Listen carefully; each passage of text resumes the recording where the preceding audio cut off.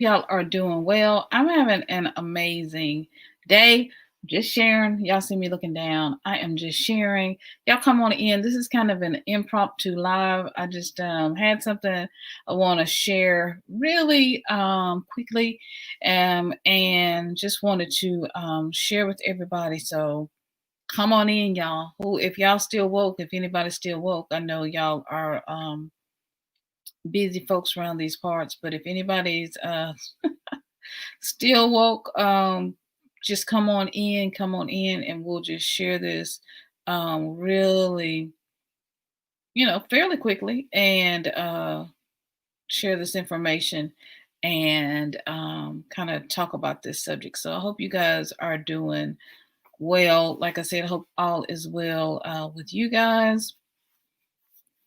I'm doing pretty good over here where I am. Looks like I got one person watching, so thank you so much for joining in. I really appreciate you coming in. If you're in the chat, you want to come on in and let me know where who you are. That would be awesome as well. Let's see. I'm just going to keep sharing and let everybody know. Facebook is Facebook. Instagram is what am I doing tonight? YouTube is sharing this around, so I'm going to allow it to share as well.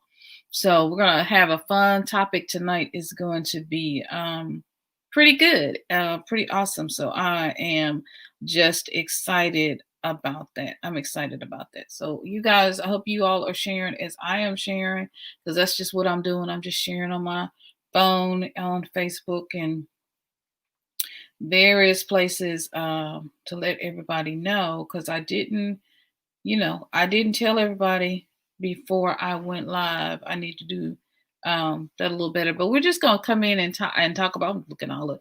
We're gonna come in and talk about this topic and have a little fun with it. If you guys have been reading the news of what's going on, and so I tell you, every time we turn around, it's something or other that somebody has going on. So it's going to be interesting to have this conversation as well.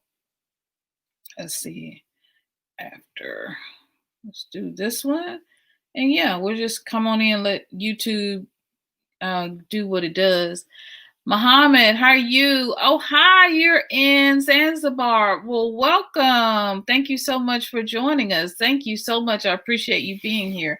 Yes, we're just going to come on in and get some people going and, talking on this, vibing on this conversation. So I'm excited about today. How was your Sunday? So it's been a great Sunday here. How has your Sunday? Hey, Blind got his wife and their life. Welcome, welcome, welcome.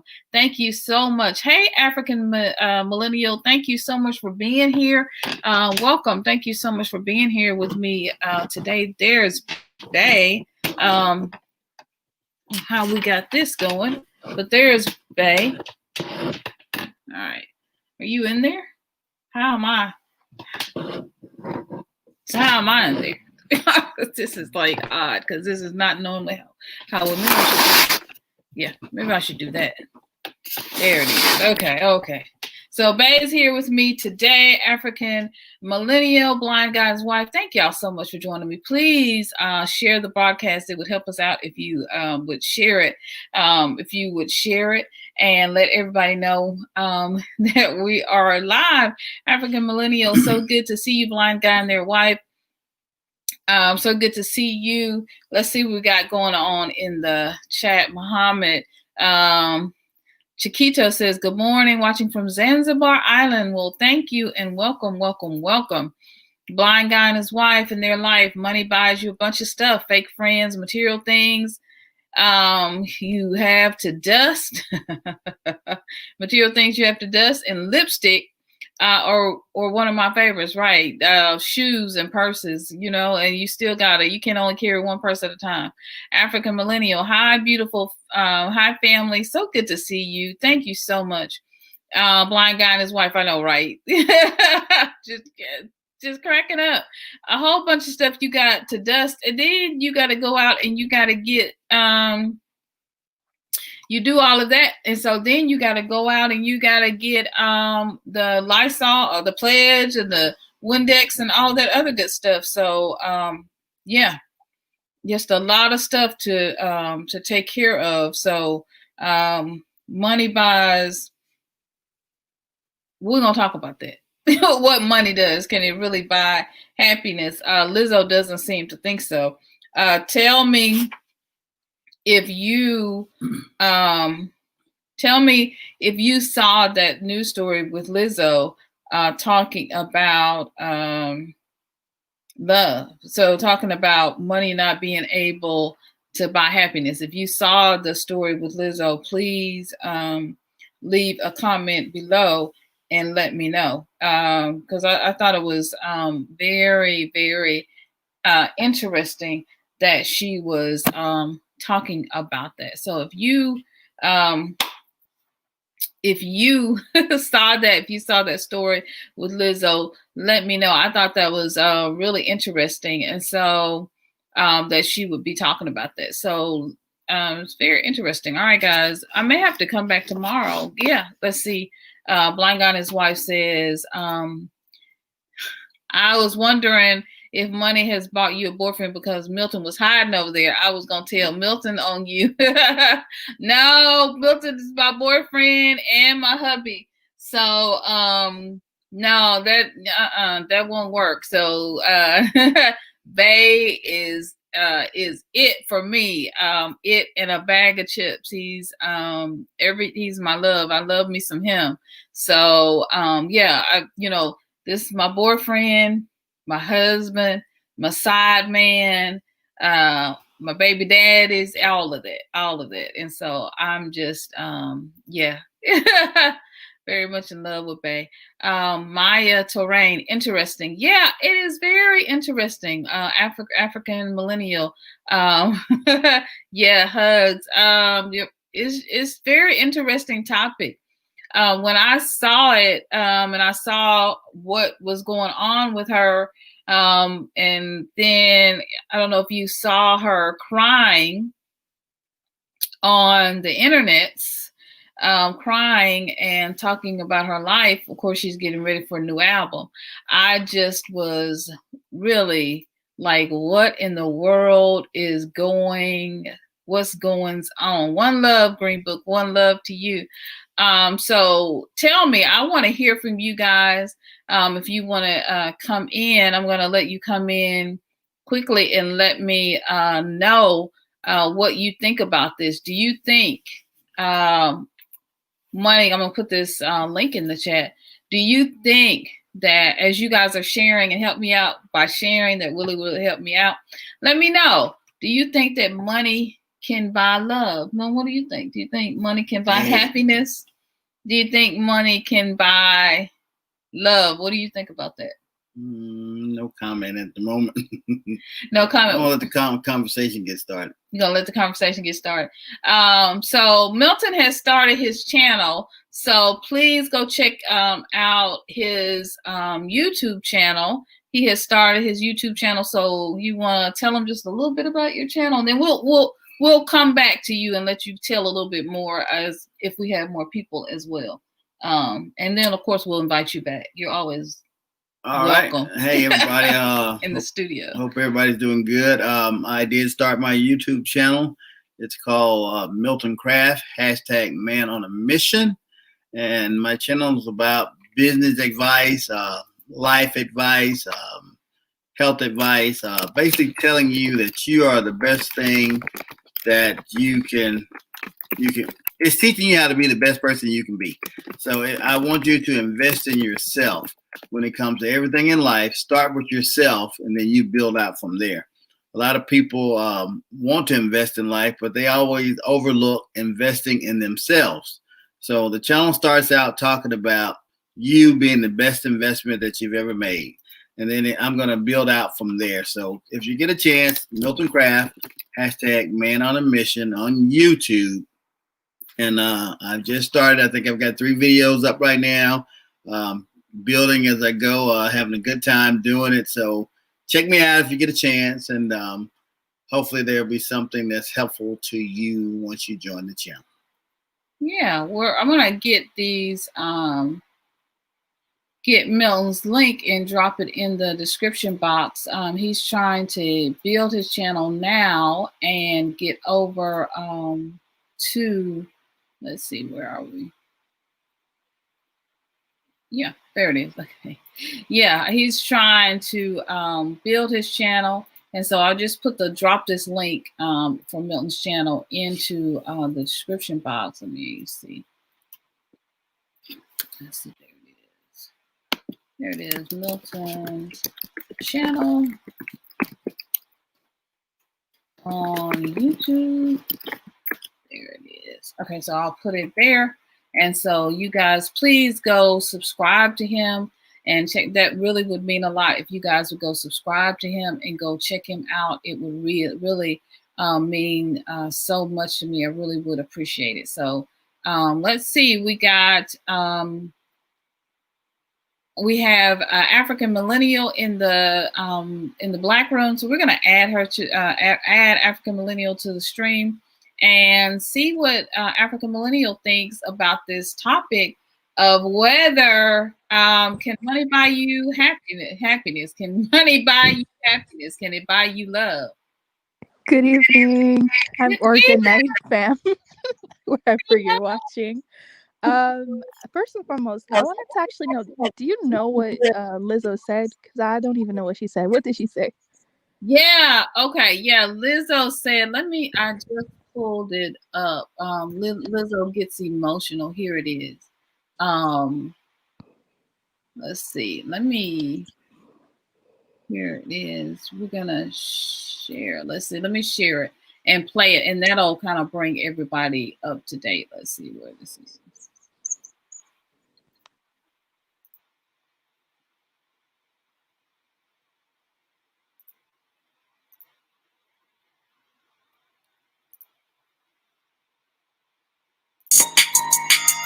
Was that name?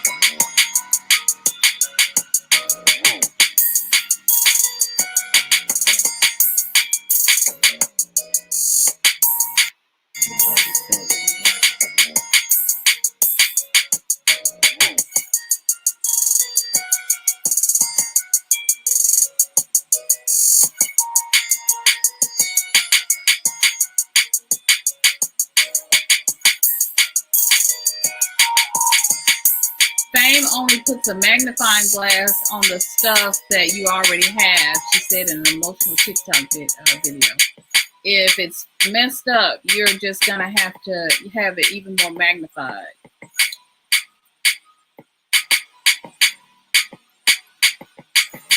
Ah, okay. I don't know. Did you see that? Did y'all see that?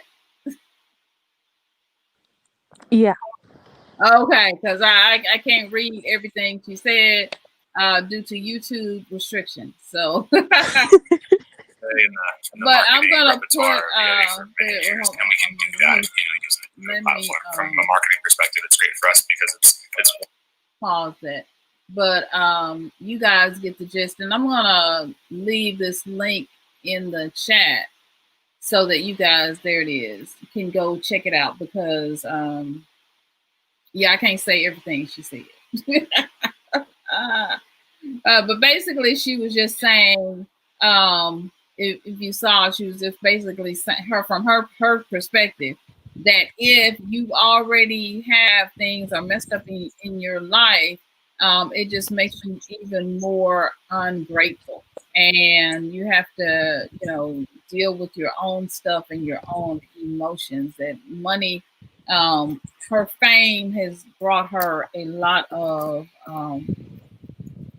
things, but it has not brought her happiness. I'm gonna have to agree with that. And guys, jump on the link. I want to hear what some of you guys are also thinking as well. But I have to agree with that because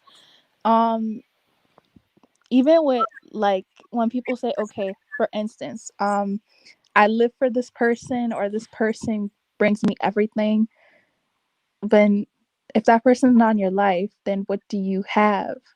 I feel like even in relationships as well, your partner can make you happier, but self-happiness to me is something that you have to discover for yourself, and you have to be content in a state of mind before you look onto other things such as I don't know, Gucci bags for happiness. Like, it has to be something that you find within yourself or something that you do that makes you happy. I don't think that you could put that into a certain person, or no, not certain, well, not all of it into a certain person or a certain possession, like a car, a new bag, a new dress. I feel like that whole idea of getting this new, it goes away. So yeah, I definitely don't think that money can bring you happiness. At least not eternal happiness. It can give you the illusion that you are happy for a couple of seconds, and then after you get what you want, you'll want something else. Yeah, I mean, she definitely has, a very good point. That money that she struggled with it, saying she struggled with fame, she struggled with internal issues, and it says you can be the coolest, most richest person ever, and it don't buy you happiness. Money doesn't buy you happiness. The 32-year-old stressed in the video, wearing a towel over her head and no makeup. Fame only puts a magnifying glass on the stuff that you already have. Of course, she used other language. Here's the video. Um, yeah, and I tend to agree with you about this, that money. Here's another link to a video that's up on the screen if you guys want to see. And I tend to agree with you that money can't is not the it's really not the answer to all things. So if money, can't buy you happiness, then what is the purpose of money?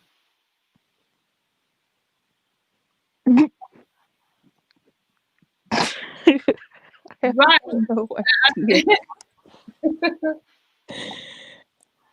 Oh, I have no idea, because even if you look at Hollywood, most of those people suffer from mental issues. Like, they have a whole bunch of mental illnesses and stuff, and they have access to the best doctors, the best this, the best that, but they're still unhappy. Now, to answer your question, what is the use of money? I have no idea, because the whole essence of money started from the whole barter system, the whole borrowing system, right? So I don't know. I'll be honest, I have no idea what the use of money is. I have no idea. Yeah, I mean, you basically brought up, the point that I was trying. And here's if anybody wants to join the stream, you can come on in. African Millennial, you bring up a really good point, and that is that money just is not the end all be all, and so it really just can't buy happiness. It can't buy all of the things that you wanted, that people wanted to do. So. All right, thank you so much for sharing, African Millennial. Now, do you have a channel? You have a YouTube channel? Yes, I do. Okay, and tell us the name of your channel and a little bit about what you do over there. So the name of my channel is African Millennial, and on that channel, well, sometimes we do talk about relationships, but we mostly try to talk about things that affect the diaspora. Yeah. Awesome. Very good. So everybody go over and subscribe to her channel and let her know that that SYNOLVE sent you. So thank you so much, sis, for coming in. I appreciate you so much, and keep staying the stream because I'm going to have more questions. Okay. All right. Sure. Okay. All right. All right, so our next person to talk, share their thoughts is going to be Anja Africa. And before I'm going to bring her on, one of the things I want you to remember to do is we bring Anja Africa on from the black screen. I want you back in the VIP room. Want you to remember to go out and subscribe not only to the African Millennials channel, but also to Milton Craft's channel. Please go out and subscribe to his channel. This is his channel. I placed it in the chat as well. It's Milton Craft. Sorry, it is Milton Craft, man, hashtag man on a mission. So Milton, tell us a little bit about your channel again while everybody's here. All right. Again, Milton Craft, man on a mission. The channel is about you investing in yourself, that you're your biggest and smartest investment. It's going to teach you how to, I'm going to share successful tips on how to open a successful business, how to build self-esteem, how to invest financially, mentally, and emotionally in yourself so that you can achieve the success that you're looking for. All right. Thank you so much, Milton, for being here with me. And so now we're going to add Anja Africa into the stream. Hey, sis, how are you doing? I'm good. How are you both doing? That's fine. Well, we are well. So now tell us about this Lizzo. Had you seen the article? I had not seen the article, but I've heard her say similar things, just not as emotional, I guess. Mm-hmm. And, you know, I have to tell you that I think that people who aren't that conscious, if you will, are made happy by money. Mm. And I know many people in their 40s and 50s that, you know, they have money and they're happy. Like they think that's all there is because they've bought into this system that we've been conditioned to think that money is status. Mm-hmm. And so, you know, we talk about, oh, you go buy a bag and it's temporary, but it's not for some people because that bag identifies them. Mm. You know, that Burke bag, that Louis Vuitton bag is like who they are. You know, I've even seen them look at other people like, well, you don't have a bag like this, so you're not in the clique. Right. And we talk about grown people. Grown women. Yes, yes. And when you break it down, you know, and even dudes, I mean, we can go there with the cars. You know, you probably living in your car because you can't afford your apartment. Right. But, you know, you're out there acting like that is your identity because you know that car is going to give you attention that you probably wouldn't get otherwise because you're most likely very insecure and immature. Mm. You know, so to us, it's a facade. We can see it for what it is, but for the people that are in it, it's real. No. Mm-hmm. So what do you think the purpose of money is? I think it has multiple purposes. Okay. You know, I think it, you know, it's a tool that brings people comfort. Okay. It helps people hide their insecurities. It helps you get into certain cliques. Okay. And it definitely makes your life easier. You know, as much as people want to say, oh, it doesn't matter, try not paying your gas bill and see if it doesn't matter. And see how happy you gonna be. Hello. And how about even the fact if you don't have money for your bills, that you have people harassing you and calling you, like that's no way to live. No. So we do need money for our basic needs, right? I'm not even going to say basic because what we call basic, you know, groceries, utilities, that's basic to us. But basic to most people is that new wig, that new weave, their nails, that manicure. Like they can't live without that. You know, you hear people say, I can't go outside because my hair didn't come. Yeah, that's a deeper mental self-esteem issue, I think. It's a conditioning. Absolutely. We've been conditioned to think that if we don't look a certain way or carry ourselves a certain way that we won't be accepted. I think any family who's able, as we said, basic needs to provide food, clothing, shelter for their family understands the need for money, and that makes them happy. And that's a means of happiness. If you can provide for your family your basic needs, nothing extravagant. We're not talking about, like you said, the purses, the cars, the whatever. We're just talking about your basic needs. I think that is happiness. Money does provide that type of happiness. Now, what Lizzo is talking about, I think is on a whole different emotional level that she needs to address internally. Because I think when people make statements like, money doesn't buy you happiness, who is she speaking for? I think that's a personal issue she needs to deal with herself. Because like we said, basic needs, that money does buy that happiness for that family. So yeah, so then you go back into identifying what you call happiness. Yeah, what is you happiness? know right, to each individual. Like you said, it is definitely an individualized type of thing. I remember just recently I had a situation with money with my teenage son. He received a substantial sum of money, and I automatically told him he was going to invest some of it in the companies that he buys from, and then and I had him put some money in the bank, and then he took the rest and kind of was like he was going to buy computer equipment. So he starts talking about this bag, and I'm like, I know my child is not buying a bag, he's a boy. So apparently it was a backpack from Macy's that I think it was MCM. If you're now, mind you, I'm a 60s baby, so in the 80s MCM was hot. Right. So when he talking, well, honey, he gets this bag and he had the nerve to tell me it was on sale and he paid $600 for it. Ooh, wow, on sale. So I'm like, okay, so you got $600. You don't pay none of the bills in this house. You don't pay your car insurance. You don't pay your phone bill, but you think coming through here with an MCM bag was productive.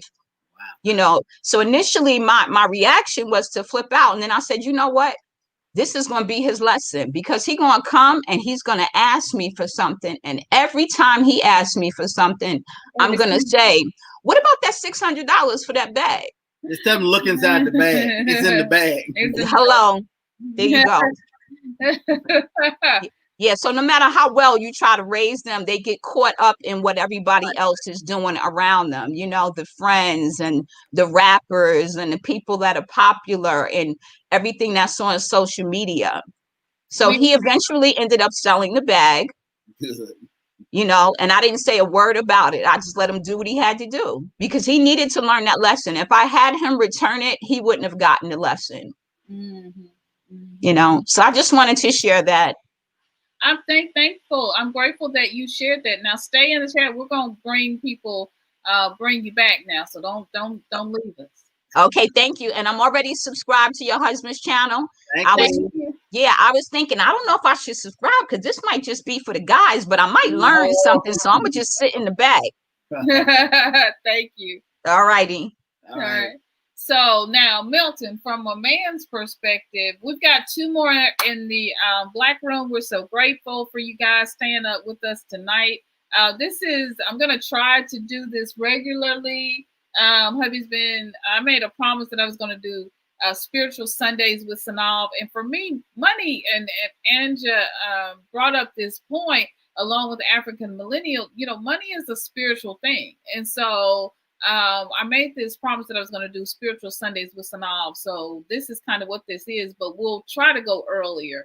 But I had a lot of homework. So today, so in my last class from a master's program. So I'm so glad you guys are here. But Milton, when Anja was talking, you brought up some good points from a man's perspective, because Anja was talking about things which I understood from a woman's perspective, talking about how women are with their latest purse, with their I had a thrifting addiction, so I clearly understand this. I loved to thrift, and it was something that I really had to, as more important things like Africa came up for me, I had to let go of the thrifting. I just had to let that go. You made that painfully clear that we can't be going to Africa and you thrifting in these streets every day. So I had to let those things go, and that the sale mentality. Oh, this is on sale, this is on sale. But from a man's perspective, which I'm glad you're here to share, because Lizzo's giving it from her perspective. You were saying some things about money, because for men it's more stability and being able to provide. Well,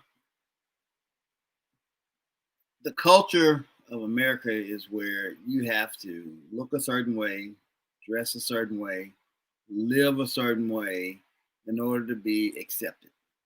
And some people take that to heart. And like she said earlier, if they don't have it, they don't feel like they're living. They don't feel like they're existing. They don't feel like they're happy. But people with common sense understand that those are not the things that create happiness. Happiness first begins within yourself. If you're not happy with yourself, I'll agree with Lizzo. If you got $20 million, you're still not going to be happy. If you got $3, you're not going to be happy. It starts from within. Now, from a man's perspective, happiness, once you have a family, is having the resources to take care of that family, to be able to provide clothing, shelter, food, education, whatever that family needs. That money is used to bring that happiness. Now, money does bring happiness. I'll say that myself, man. If you don't agree, that's on you. As far as that's concerned, money brings happiness. Now, she's talking about something I think which is totally different.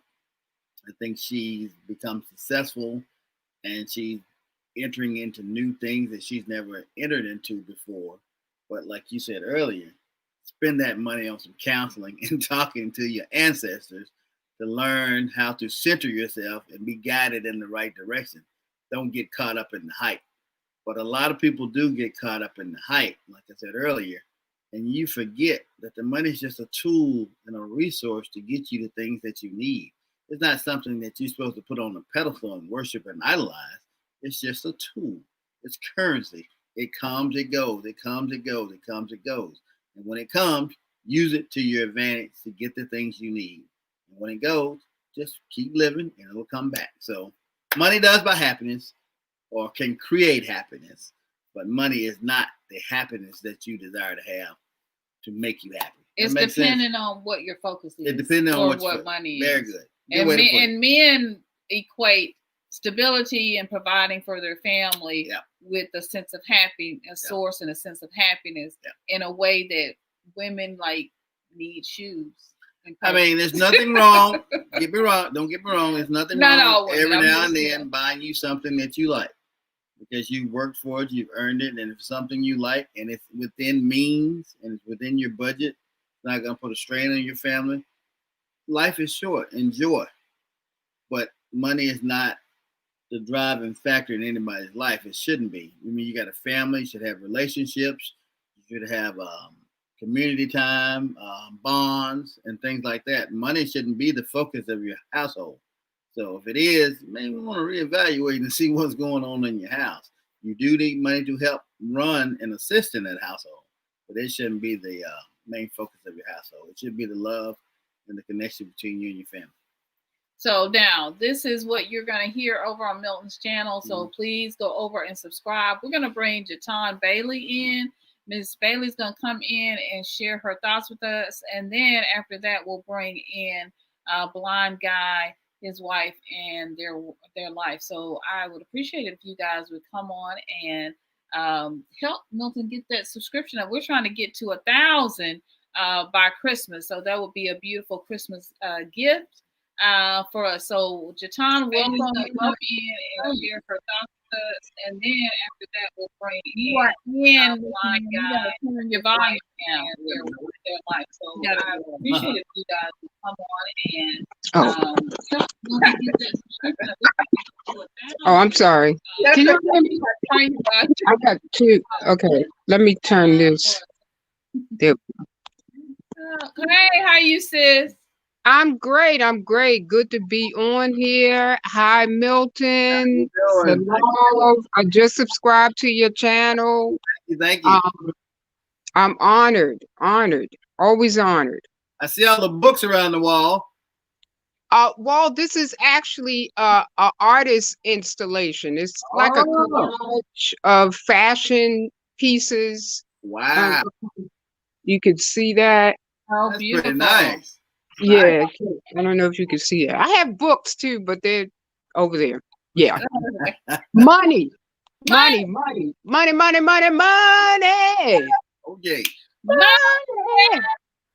And I said, you know what? I say that because I think it's real important for us not to demonize. Yes. money. Preach, won't you come on? Let's not demonize it because we do need it. Yeah. You know, to pay our bills, provide for our families. Right. And I love the way Milton said it when he said that money can create happiness. I like that. And, you know, it always kind of goes back to what relationship am I having with it? Mm-hmm. And generally speaking, I'm always having the same relationship with every area of my life. Whatever relationship I'm having with myself, I'm having the same relationship with money. I'm having the same relationship with my family. I'm having the same relationship with society. I'm having the same relationship with God. And so it's not that there's anything wrong with the money. Right. I put in the chat a mantra I always go back to, and I'm going to stand up real quick. It says, money is the visible sign of a universal force. In its origin and its true action, it belongs to the divine. And so what it's pointing to is this giving and receiving. All right now. Giving and taking. There's a constant back and forth ebb and flow that goes on in the universe. It's a universal principle. And money is just a physical manifestation of that. So there's nothing wrong with the money. If there's anything wrong, if you will, and Milton pointed to it, is what's going on inside. What kind of relationship am I having with myself? You know, and I always have to kind of seek balance. So, you know, money in basic, I get to eat. Right. I got shelter. That's right. You know, I can provide for my family. And so even in that, I have to seek balance.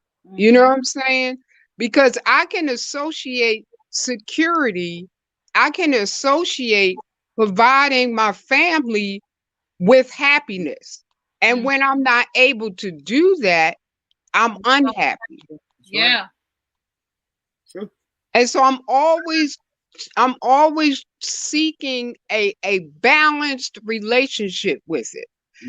Let me comment on Miss Lizzo. All right now. Come on. Yeah, I put it in the comment. I'm just gonna say it. I'm gonna get real. Come on with it, child. I'm gonna get real gutter with it. Okay, I'm just gonna say it. When I hear rich people talking about money can't buy happiness, my first response, and maybe it's egoic, I don't, you know, I'm just saying, my first response is get the F out of here. Are you for That was my first response. really? Okay, I get what you're trying to say, but yo, the little people, give us a couple of them dollars. We will help you out, sister. Let's help you out. Right. Help a sister out. Right. We can release you of all your problems if you're right. I can help you out. You know what I'm saying? And so, you know, once I get past that response, you know, I understand what she's saying, but I'm gonna go back to it's the relationship with if I have associated with if I have associated happiness, fame, money with happiness, no, it's not gonna buy that. Because money is fickle. It comes and goes. It's like anything in this world. It comes and goes. This too shall pass. Right. None of it is permanent. We all just winging it for real. And so I try not to, at least in my mind, that, you know, I grew up, I'm like Anja, I'm a 60s baby. And my great grandmother used to say, y'all think I sent money. Money don't grow on trees. You know, she would make statements like that. And so, and then you hear the songs, money, money, money, money. You know, you hear all these societal cues to say, you know, that say money is evil. And it's not the money that's evil, it's the love of money that's evil. And it's which points to the relationship that I'm having with it. What kind of relationship are you having with it? What kind of relationship? This mom's up a plane. Because if it was balanced, Yeah. I mean, if it was balanced, then you wouldn't make a statement like that. You wouldn't have to, right? Because you would know. But I understand what she's saying. I get what she's saying. I'm just, you know, like, get the F out of here. I can't even hear what you're saying because you sitting up in your pearly right golden castle and you telling me money don't buy happiness. Really? Yep. So that's all I got to say, man. Well, stick around. We're gonna bring you back. We appreciate you so much, sis. Thank you so much for dropping that wisdom, honey. I got the song stuck in my head. Right. Okay. Well, we're gonna bring Blind Guy and his wife on in. One of the things when Lizzo, when Lizzo was making that post, I actually I wrote a post on Facebook and I said, honey, I got 99 problems, but money ain't one. I can tell you, money is not my problem, and you can send all your money to me. Now, the people on Facebook, they were like, some were like, they understood, and other people were kind of, a little mad and a little salty. They was dropping, scriptures on me. What is it? They were dropping this one, which everybody loves to drop. Let me grab this scripture for y'all here. Because everybody, where is it? Let me get this scripture. Everybody loves to share this scripture. Where is it? Where is it? Let's see. Share the screen. Oh, there it is. Wanted to hide from me. All right. So everybody likes to share this scripture, y'all. First, if y'all can see that. They like to share this scripture first, Timothy 6:10. You want to read it? Yeah. I'm going to read it. Right? For the love of money is the root of all evil, which while some coveted after, they have erred from the faith, and pierced themselves through with many sorrows. Mm-hmm. Yeah, that's that scripture they like to bring up on. Yeah, that they were bringing up on me like I didn't know the scripture. Like I didn't know what it was. So, I just I just said, look, we got many Bibles in this house. But I'm just saying, but we love to throw that script. We love to throw the scripture out, but I'm gonna throw something out to y'all. I love money. I like the way it feels. If y'all watch my money video, y'all already know this. I like the way that it feels. I like the way it smells. I love money. Now, I'm not fixing to take nobody out. I ain't gonna take nobody out to get none. You know what I'm saying? I'm not gonna I'm not gonna be like, what's the what was the girl's name? The skater. She hit the girl in the leg and broke a leg. Nancy Kier. I ain't finna. Tanya Harding. Tanya. I'm not gonna do that to nobody. But I love me some money. I mean, I love the way it smells and I love the way it feels. And I do understand because we were trading beads and seeds and all of this other stuff, currency, before this happened. If anybody else wants to come into the stream, just here's the link, grab it, and you can come on in. We're going to bring Blind Guy, his wife, and their life on into the stream. Welcome, sis. How are you? Hey, good. How are you two tonight? Good. Can you guys hear me okay? Yes. All right, great. Milton, excuse me, say that again. You look beautiful. Come on in. Welcome. Oh, yeah, thank you. I appreciate it. You do as well. I couldn't come on here knowing that you were going to be straight and I was going to know. I said, I got to come correct. Just is how it is. That's it. You know what? And so that's the other thing. Money gives us a certain appearance, and for some people that don't have a tube of lipstick and a scarf to throw on, they like, ooh, let me get some money. Y'all know how old this scarf is? Like Right. you were saying, the things that you have gotten from the thrift, you get the best things, the best brands, and then people will see you and they think, ooh, she spent a lot of money, so I can hang with her. But I'm just here to say, to add to the discussion. The discussion is, what is money? What's the purpose? Like African Millennial was saying, like, yeah, what is the purpose? Because if there's a value system that was placed or that was given to currency for a set of people who didn't have anything to reciprocate.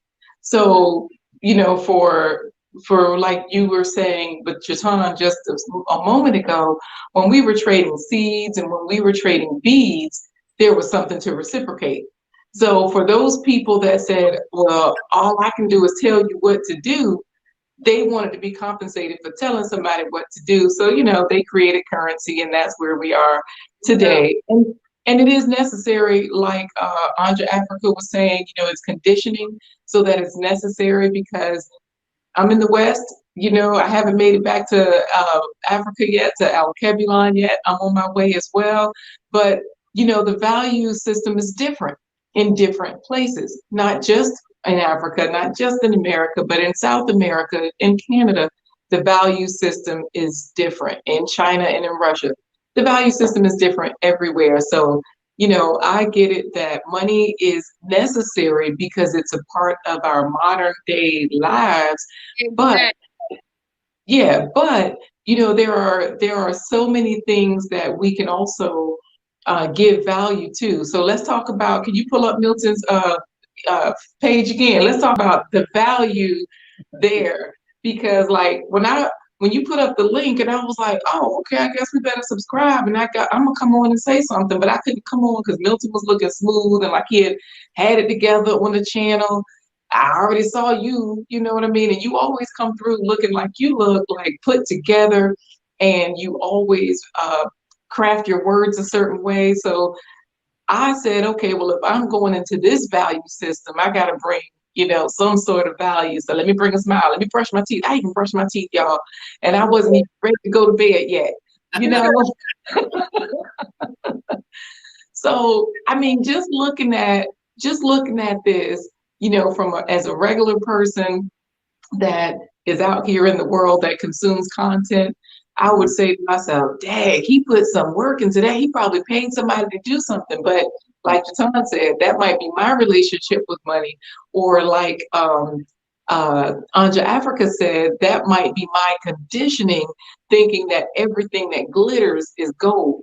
Whereas I also might look at this and just say, maybe they have gotten their act together. Maybe, they have a way of doing things. They figured out to do whatever they need to do, whether or not they have a certain currency. So when I saw it, I just automatically saw that picture at the top of Milton, like with the hat on, looking like, he was at the end of a concert.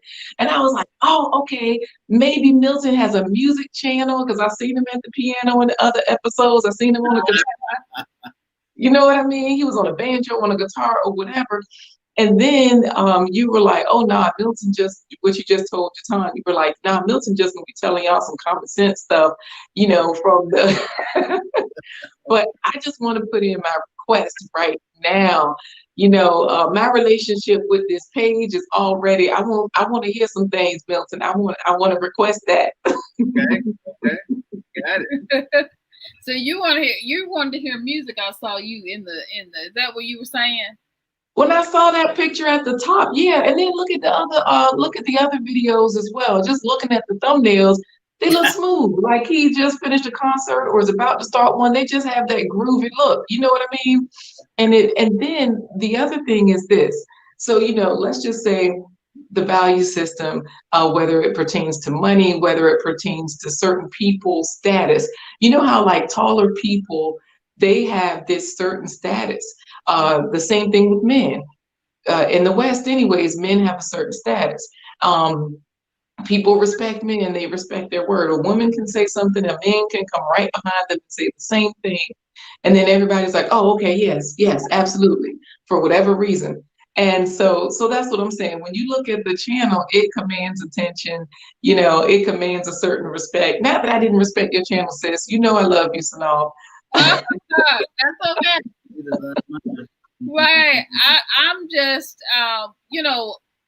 just amazed and flabbergasted almost because I took these photos of Milton. So I took the photos, and of course Milton has designed websites and done all of that. So he designed his channel banner and designed mine as well.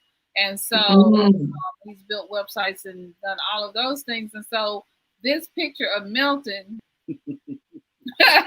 was photo shoots, and at the end he was like, I'm through taking pictures, and I was still stamping. He was like, I'm tired now, I'm gonna go get something to eat, so I'm still stamping. He's like, I'm still stamping, and so that's kind of how that's kind of, and some of the best moments are just when people are being themselves. Those candid moments. Yep, those candid moments can be really just genuine and organic, and some of the best ones. You're right. I love it.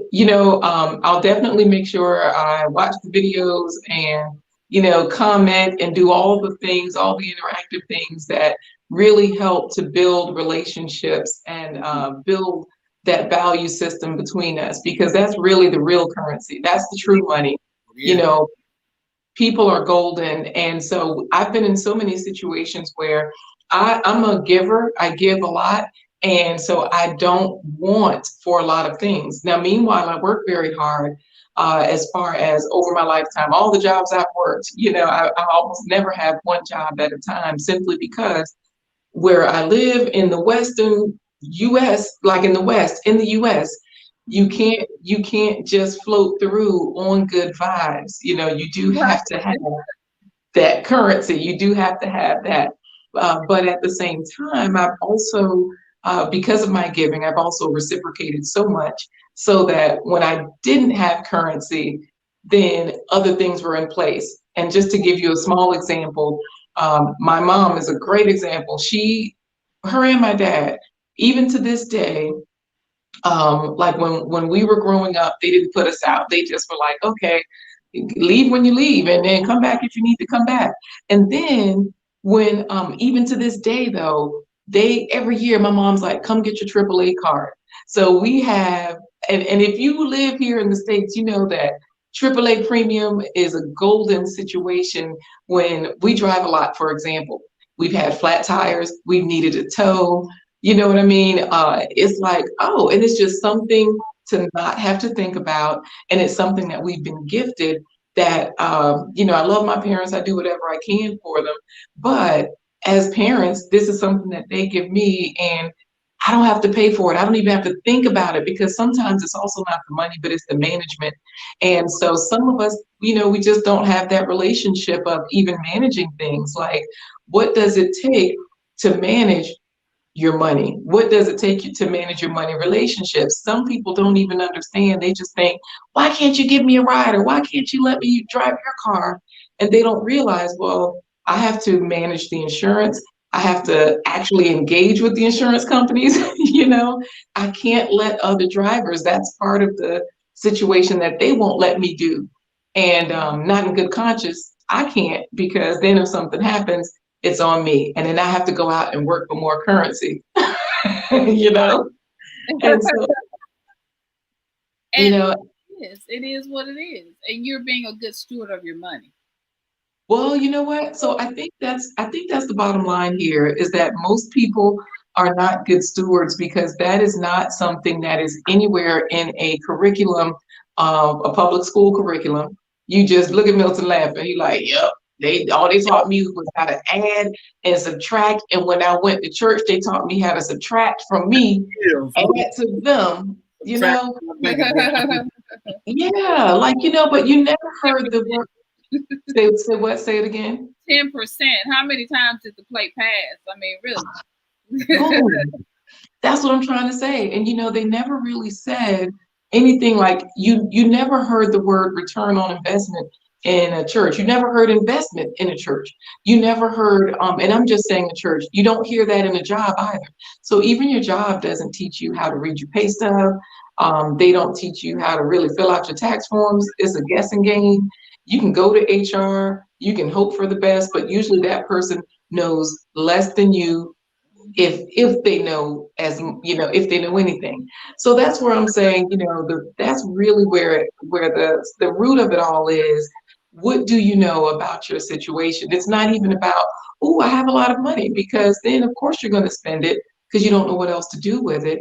Or of course you're going to miss management if you don't know what to do with it. But the long and short of it is that it does start like at the base. How do I manage any situation? And then when you have the tools to manage all of those situations, whether it's money, whether it's words, because some of us don't know how to speak to each other, and just clear language, not even so much that we're being rude, but some of us, when you answer a question, some people answer in a complete sentence to clarify, some people don't, just basic stuff. So I think at the long and short of it is that, yeah, it just starts with management. Like, do you know how to manage anything? And money being one of them. And so, so just to relate it to what Lizzo said, it doesn't really matter what she said, because she's just saying, she's just saying like a blanket statement that doesn't even address anything. It's like, what does it address? What does it even impact? Right. So that's it. No, and so one of the questions was because Anja, Africa, really, when she talked about her son. Now you have 3 girls, so from a mom's perspective of raising girls, what are some of the lessons or some of the things that you're teaching your girls about money? Because it's important. We teach our boys about money, and boys about great education on how to, how to manage their money. But what do we teach our girls, our principals? You know what? So I'll say this, because I don't think it matters if it's a boy or a girl. I know in my household, we didn't learn about money because our parents did not know about money. But we learned what they knew. So, for example, they knew Jesus, so that's what we learned.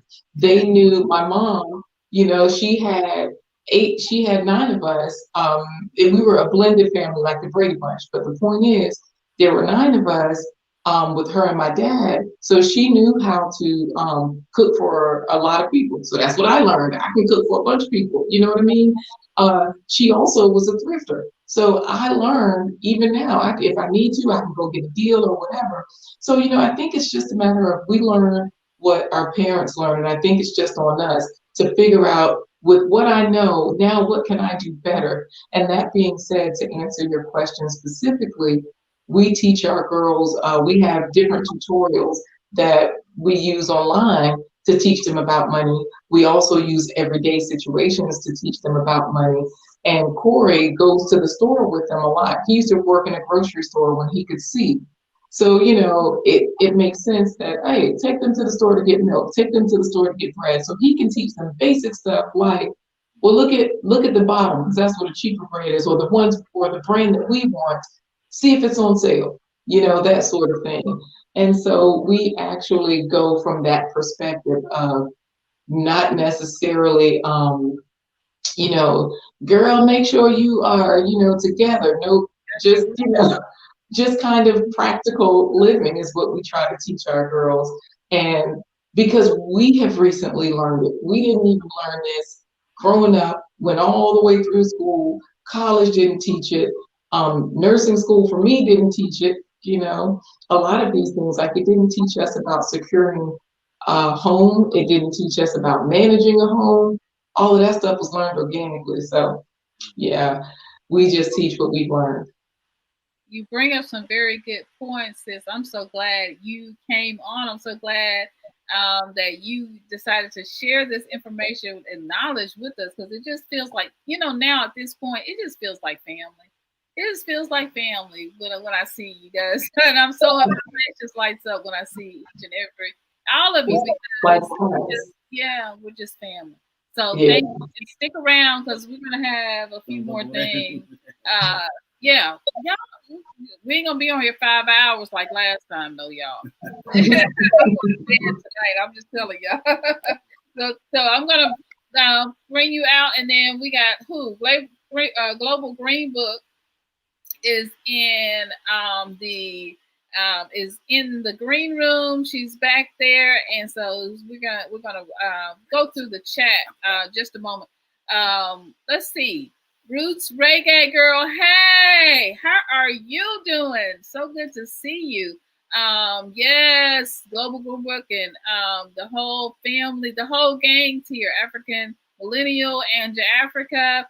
Blonde guy, his wife, and their life. Everybody's here, and Donnie is here. Donnie, I put the link in the stream to the stream if you want to hop in. You're welcome, Donnie. If you see the little symbol up here by his name, by the word "in," he is a member, and so I'm so glad and happy that Donnie has joined to be a member and a supporter and investor in this channel. It really does help us out. If you've seen some of the latest videos that we've done.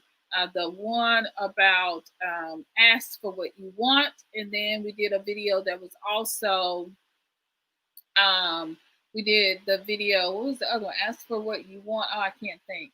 And the video about grounding, and so spiritually grounding. And so I'm starting out with getting out with your feet in the ground. Our production value has been up, and a lot of that, of course, is because thanks to Global Green Book showing me some tricks.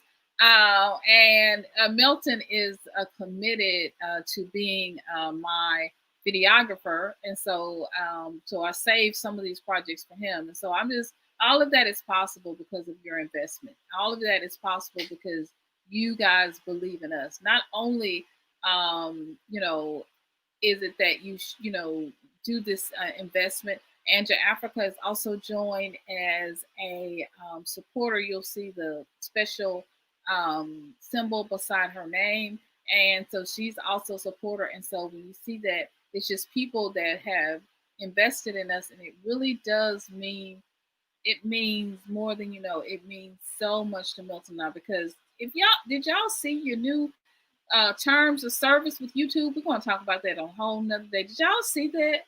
So, and what they're doing with monetization, and now they have the right to keep the money. But see, I knew it was coming, and so when I was talking this summer, and I was, or this summer coming into fall, I was saying to everyone, I was saying that be careful of your words, be careful of the things you say on YouTube. Remember, I was saying that. I was saying be careful, because I could feel it. I had no knowledge, I had nothing, but in my spirit, deep in my spirit, I could feel that something was going on with YouTube. And they always do this stuff either right after Christmas, or they do it right in November before Thanksgiving, right towards Christmas, or right in the new year. They always bring you down. They always have something. So now if you've been uploading videos and you're monetized, but even not, I think you can see all of these different things you have to sign now. But especially if you're monetized, you have to click and check. There's no violence. There are no guns. You're not going to talk about this. You're not going to talk about death. You're not going to talk. And so you have to click now. As a part of it now, we did not do that before. This has only been less than a month. It's been less than 2 weeks that we are starting to have to do this. But then I tell y'all this summer, see, when I was telling you all this summer, watch what you say, be careful with your words on YouTube. Some of y'all thought I was being mean, and I was saying, well, be on code. Y'all got to learn how to be on code, because YouTube is going to start doing some stuff. I'm just telling you what the ancestors said. I mean, I'm just but it is what it is. And so even those of you just don't know how much it means to me that you guys show up and you watch the videos and you comment. All of that really does mean so much. So thank you, African Millennial. Thank you, Angela Africa. Global Green Book is here. Donnie goes in. Thank you so much, Rooted in Royalty. Thank you so much, Rooted in Royalty. The link is in the description box if you want. Is down below in the chat if you want to come onto the stream. That would be awesome. So please come in. Did I get everybody? Jatan, of course, is here. Marie Lynn is here from. Think you're. What did you say, sweetie? You were Arusha, but you are Tanzania. You're Zanzibar. There you are. And so we're just so glad that you are here. And we have a new member. Blind Guy, his wife and their life are now members of the channel. Oh, y'all, thank you so much. This means so much because you all, you have no, you guys who are monetized, that YouTube plays with your money. YouTube plays with you, and I have to fight every time. I bet we do a live and do this thing where you request a review because they will partially give you money, partially take your money. They'll play. And so, and I'm like, it's people out here literally sitting here with no clothes on, grinding and bumping and saying all kind of words. And here, I don't know what I said that make YouTube mad and they want to play. So yes, it is what it is. So I'm just so happy because this now gives me the opportunity. It's like, Patreon, that we can make videos and we can make the content that we need to make to get out to the family and keep us safe and keep us, together and not have to worry about, what YouTube is, what YouTube may or may not do. So this means so much, family. I love you guys so much. I appreciate it so much. Yes, this blind guy, his wife, their life, this whole new trickery for them to keep your money is interesting. They started, they stay ready for Halloween tricks. Look, they stay ready. YouTube stays ready. And I have been on YouTube for 3 years.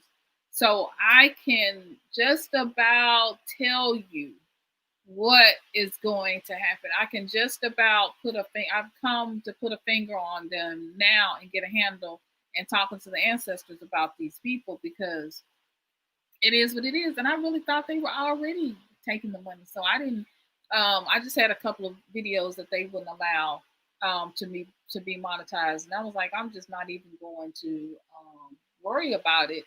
But now those videos that money is going to go to them. When Miss Obama talked about her issues with depression, I actually did a video and they are not allowing that video. It's only partially monetized. So I just said, well, forget it.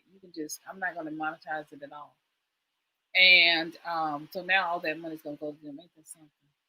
Deanna Inspires. Hi, sis. Hey, how are you? It's good to see you. I left the link, Deanna. So if you'd like to come on, if anybody would like to come on, I know I'm a little weird. We got the night owls here. So you're welcome to come on. I'm so glad you are here. Africa Millennial, good night, Miss Roots. We go on. So now I'm giving us lessons on money, happiness, interesting. Yes. Thank you for being here. Thank you so much. Now we're going to bring Global Green Book into the stream and share. Let her share what's on her heart, what's on her mind, and give her testimony. We're going to have testimony service tonight. Greetings, family. How are you, SYNOLVE and Milton? I'm already subscribed to Milton's channel. I was one of his first subscribers. You were. You were. Thank you so much. Yes. I'm laughing because as I was brushing my teeth, blind guy, his wife, and their wife was talking about brushing. I said, that's so true. I was like, I'm not getting on here without brushing my teeth at least. Oh my goodness. So it's presentation, it's everything, It's interesting. A lot of the things I was hearing, I was agreeing with the money. you know, everything I learned with money management came from my father, and it's so funny. I went against the grain.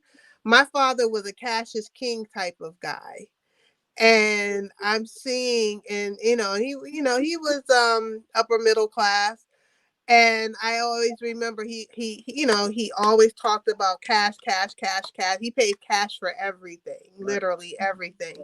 And I'm finding that now I'm having to get back into that mindset, with repatriation in my mind. And I'm like, I said, a lot of the stuff my dad said and taught me made sense. And I just was like, nah, nah, nah. And I've learned now, when you see someone who is successful, you do what successful people do. And my father was successful, and I had all his tricks and things that right there at my disposal, and I didn't take heed. So what I end up doing is all the things that my parents taught me, I taught my children. And I'm seeing my children doing way better than I ever had at their age, because my children are like in their 20s, early 20s, between 20 and 27. And so I'm watching them, and I'm just kind of like, I'm very happy that at least, even though I didn't take heed, my children are. So, my 19-year-old, she has her 401k, and my son, they're much more wiser with their money spending, and they budget and they do all these things, because a lot of us just don't know these things and we don't implement it. And we would definitely see our community go further.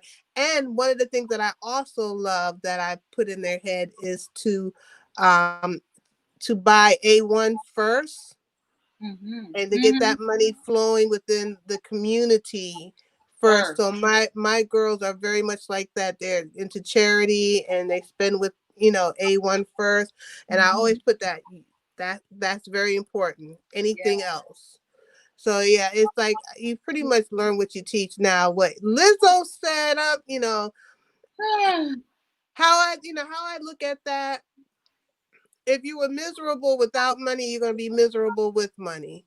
And if you're happy with money, without money, you're gonna be happy with money. And all money is going to do is make your situation even bigger. Expand it. Expand it. So if she's not happy, that's because she was never probably ever happy. Right. And so, and people who are like that, they always want to they deflect and put it off on my give me your money issues anytime. Yeah, right. Anytime. We will be in Africa today. We can split. I mean, I would share it with everyone in the chat. I mean, I would have no problem. Let's share the wealth. Yeah. Give me your money issues. I mean, all I need is a quarter of it. I'm good. Right. Just buy your ticket. You going to Senegal? Okay, just drop me. I don't care. I go to Senegal. Just drop me somewhere. I mean, in Africa, and I will be okay.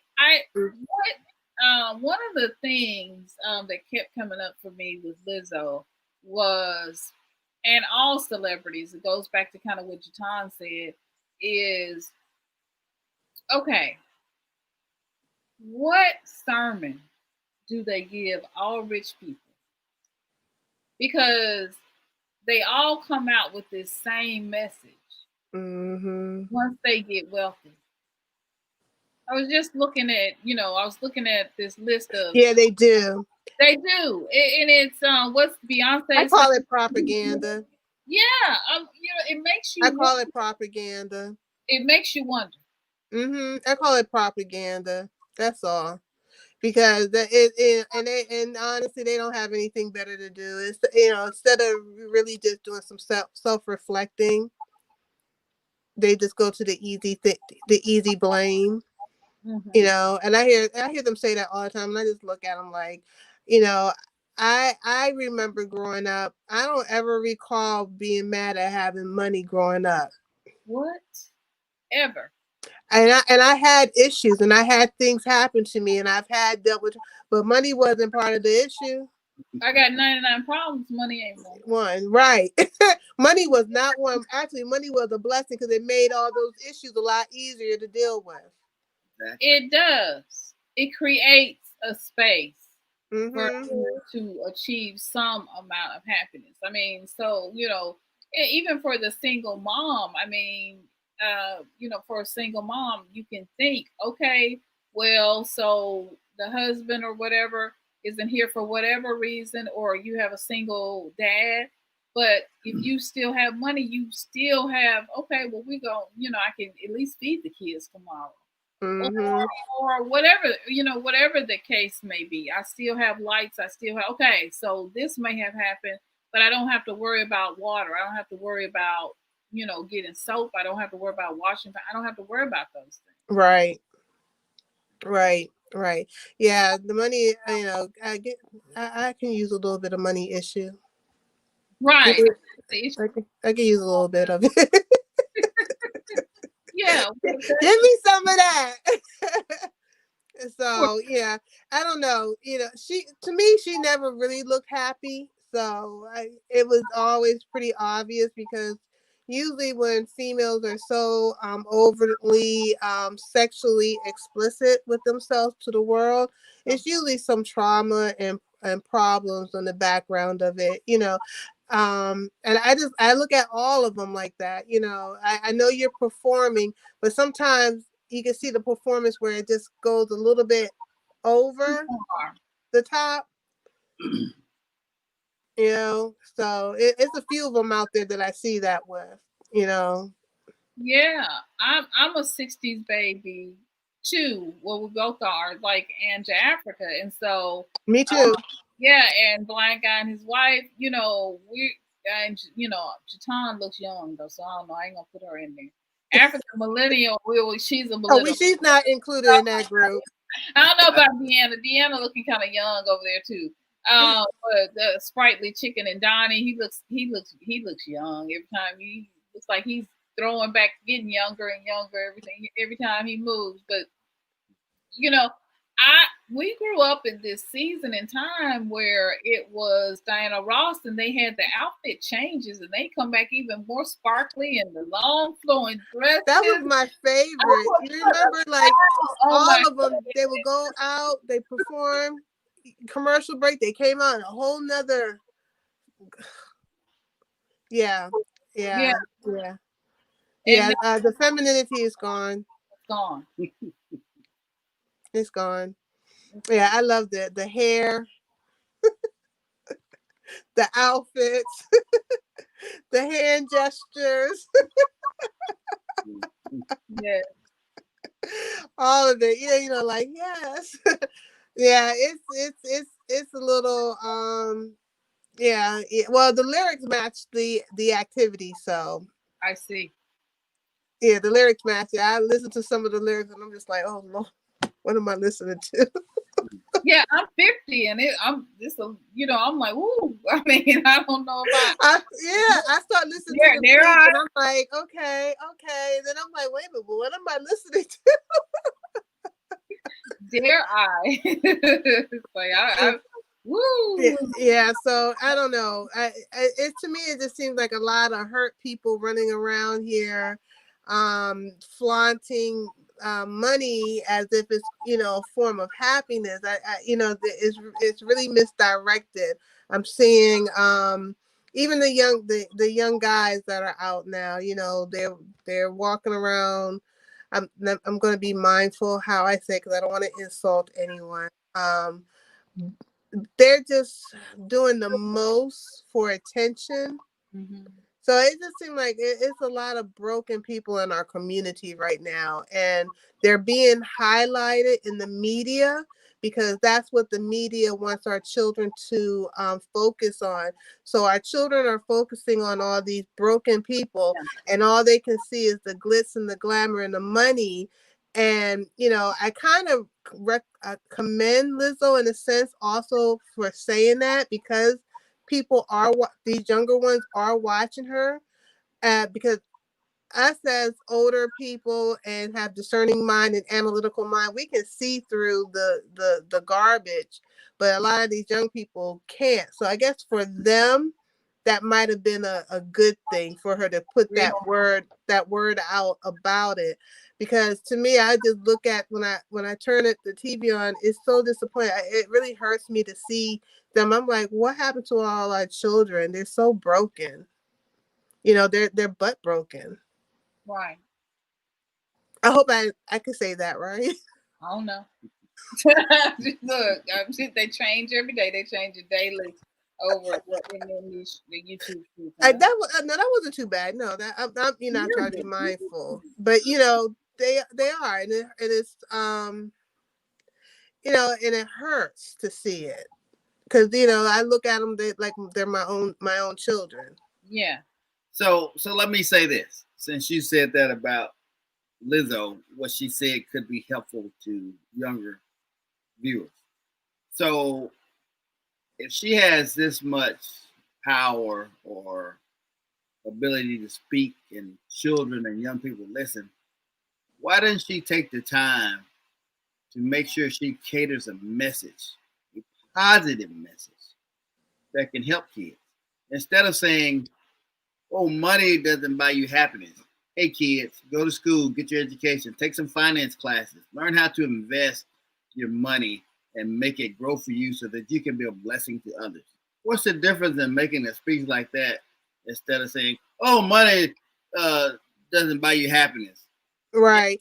Why can't she do it that way? Be more positive about it instead of trying to make somebody feel a certain way or have sympathy for her when she needs self-help. We know that. So because they're broken people. I mean, to me, they're just broken people. They don't have enough. I mean, if you hear the music, it's really catchy and everything. But if you really hear the messages that they're putting out, they really don't have the mentality to even think that far into, like, I'm a mentor. I might be giving her more. I don't think she said it thinking she was going to help people, but at least, but she's showing kids, like, yeah, you look at Lizzo, she got this, she got that, she got this, but she's still miserable. So in a sense, I don't think she said it thinking she was going to help younger people, but I think her saying it could, because they're looking at, because she's very flashy, and she's very in your face. And so people are looking at and they're admiring that, but then they're like, well, but she's not happy, So I don't really think she has the mental capacity to really think that far in advance. Like, she is a role model, because if she was, I think she would be thinking a little bit more about what how she introduced herself to the world. Well, yeah, I mean, and to children. I mean, apparently the introduction was too much on the eyes. It was a lot to take in for small children at a basketball game, which is, a family. Well, there's a few of them who are like that too. There's a few of them out there, like the Barbie girl. I don't want to say their names because I don't want, but who the Barbie girl. She, she's straight up porn, and then you have the stripper girl. She's straight up porn, and it's a few of them out here who are really popular with the kids, and they're just all porn. Right. And it's it's a sad state of affairs, because when you had Jen, I see you back there, sweetie. When you have these stars that so many people look up to, back in our day, we just didn't know what they were doing. We had no idea what they were doing. We would hear rumor mills, it would be done by the time or if you were lucky enough to have someone that was in the neighborhood with them, and you were like, what's the 411 on them? But it wasn't all public like this. No, you didn't know. You didn't know at all. So, all right, we're going to bring Deanna in. Thank you so much. All right, family. Good. Thank you so much. It's good to see your face. Stay in. I'm going to get back to work here in the capital city, because you got the one who just refuses to know he needs to leave. He don't want to Yeah, go. it's kind of eerie here right now. So Yeah. Well, stay safe. Stay safe. We're all thank right, you for family. coming You all in. have a great one. You too. Don't stick around now. We might need to bring you back in. So, Oh, Deanna. Oh, Deanna. Thank you so much. That Global Green Book really shared, as always. Be sure to go over and check out her channel. Check out Blind Guy, his wife, and their life, their channel. We're gonna bring Deanna Inspires in. Thank you so much for coming in, Deanna. Welcome, welcome. Are you frozen, sis? Hi. There you are. Oh, it's good to see your face. I don't know. There you are. Welcome, welcome. Oh, hi, how are you? We are good. We are Can well. you hear me? Because I thought I had to. We can hear you. Yeah. Yes, finally coming into any type of. You hear me really well? Good.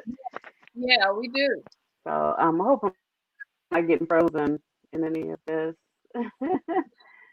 Yeah, I heard you say, "Oh, I look young." Oh, thank you so much. Oh, I wish I was. Um, yeah, but you do. talking about, I wish I could say otherwise. But thank you. Thank you. But yeah, talking about I guess the topic at hand and about money and so Yeah, forth. And money. I always And looked at money as a tool, not mhm, something that I fell in love with, but something that allowed for me to, have the things I need, get things that I need and get some of the things that I want and actually fund. So being able to fund this trip back to Africa and I looked at it as a tool. And I agree with what Little Green Book talked about as far as, with Lizzo, when I watched this video with Lizzo and her commentary and how she may have already been a broken soul prior to any of her success. And a lot of people come into life broken. They broke and when they get money, they're just broken still. Before if they hadn't healed or if they hadn't taken the time to get to know who they are and what they aspire to be, all they bring all that brokenness to the forefront. And all you see it laid out. They overly express themselves sexually or with anger or with all kinds of things, to overcompensate for lack somewhere, within. And it's just that they did do a lot of deep dive healing within, from within. So I think in the last part of what she said, when because I also read it, that she said, please, basically for people to heal. And before mhm. coming into any money, you want to be able to heal so that you know what to do with that money, you know. And that's pretty much my take on that, knowing what to do with this money. Because going to the continent, you better know what to do with this money, you Right, know. Better know what's right. happening with that. And have your mind right. And get your healing before you go. You Put your want to get mind your right. healing around Hmm. running, and you can continue that healing process as you go, as you move through the continent, wherever you put your flag. Yeah, Mhm. yeah. So that's Absolutely. what I believe in that when I think about all that she mentioned and all that everyone else talked about it as well. So Hmm. yeah. Absolutely. Now, Deanna has an amazing channel. So please Kind of something. yeah, go over and check out her channel. I've been watching, but I got a comment. I did not do that. I'll watch, and come back and I'll load you with comments. So I gotta just come back in and comment. But we have this opportunity with what Lizzo has said, to put out a different message. And so that's what we, do in the season because Mhm. money is spiritual. Money Absolutely. is, it's a deep spiritual thing. It's energy. If you've seen the video that I did, you know, I talked about, we watched it together in the premiere, but money is energy, and we have to remember that, as you have, you know, so eloquently put it, it's a tool. It is a tool. It is a tool. So, sis, it's so good to see your face and your beautiful hair. Thank you so much. I love that outfit. I love this thing, you know, she got on. That is so pretty. It's so colorful. Thank you so much for sharing. So, I've been telling. Look, I'm ready for bed. This is bed. Oh, it's bed. Girl, you looking good for Thank bed. You. You're real Mississippi, right? Yeah, you're looking good for bed. So stick around. We're gonna, but we're not gonna stay in here too long. I ain't being on know, right? 5 hours. Y'all ain't gonna get me in the 5 hours this time. And plus hubby over here, so I know that last one, 5 hours. That was pretty good, though. That was good. We had fun that night. We did. We really did. All right, sis. Thank you so much. I just see the one with your money, with the love of money, and I was like, I enjoyed it. You enjoyed it. Thank you. Thank you. I appreciate that. Thank you so much. Well, we got Donnie in the background, so in the black room. So we're going to bring Donnie on in. We're going to read a few comments and bring Donnie on in. And then Anja Africa is still in. So thank you so much, sis. It's so good to see your face. Hugs. Good to see your face. Thank you. Thank you. Same here. Bye, sis. Right. Uh-oh. So hold on, Donnie. Hang on just a minute. I'm sorry, sir. I was clicking too fast. So Global Green Book is saying LOL. Y'all, this propaganda is real. It's the best description. Blind guy, his wife, their life. Propaganda is the best description for money in general. It is, because a lot of this marketing, and we're going to see it ramped up. The closer we get to Christmas, we're going to see it ramped up in full effect. They're already putting out Christmas lights. People on YouTube are already, the influencers are already putting up their Christmas trees. I've seen people already doing the best gifts to buy for her, the best gifts to buy for him. It is November, and people are already doing it already. Oh, snap. Donnie goes in. Donnie is in the house. Yes, he is in the house, John. My brother and grandmother's born day. Oh, okay. This is everybody. Get your calendars out and put this in your calendars. This is Jaton's birthday. Okay, so everybody put this down and take many notes. Okay. Deanna's LOL. Jaton says, I've heard the argument that performers today are akin to minstrel shows back in the day. Look, what you said, honey. Because I don't know what's going on. It's become just such a circus. You know, I know they said it about our day, but you know, it's a lot that's going on with the music that is just not healthy, and it's just not good for our children. It's not good for ourselves. Some of the music I listen to, and I'm like, wait a minute, hold on, let me switch this channel, because this is you know, too much. It's just too much for me. Jatan says, that's interesting, y'all. What sermon did they hear? I know. It does sound like propaganda to keep the rich rich and the powerful powerful and the rich powerful and the powerful rich. It does. It definitely sounds, because money don't buy happiness at all. And then what happens to your psyche, to your, you know, to mentally, what happens to you? Then you start to think, well, let me not aspire to anything.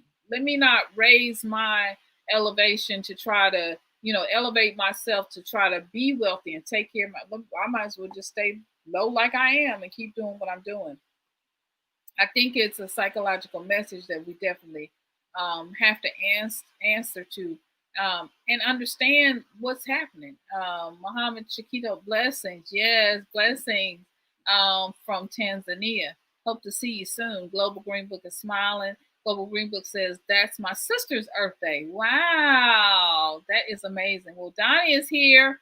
He is in the stream. And so I'm just going to leave for a moment and let him and Milton talk. we're gonna bring Johnny in so we can get the man's perspective. Thank you, brother, for being here, for being a supporter. I appreciate you so much. Peace, family. Can you hear me? Because I'm having some technical issues. It's fine. We got you. Because I was hearing some crackling on my side. I think I already know what I'm getting for Christmas. I need a new iPad or something. Cause That's good. That's good.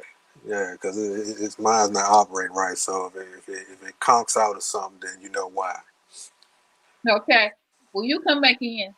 Okay. Yeah, I don't believe that money is the I don't know if it buys you happiness, but you need it to survive. So at least in this society, you need it to survive. So I don't know how they operate other places where they don't use money. So I don't know, but in this society, where we in this matrix, I'm gonna say we need it. So if anybody got some extra money that they don't need, they can definitely send it my way. Yeah, so what I mean for men, Milton talked about this earlier, but for men, what is this? It's a little different in terms of you wanting to provide for your family stability. So for men, money can bring a certain amount of stability and happiness because as providers and warriors and protectors, you want at your disposal all of the tools that you need. And so, speak to that, money, because from a man's perspective of some of the things that money can do and some of the ways that money can be positive. Yeah, I agree.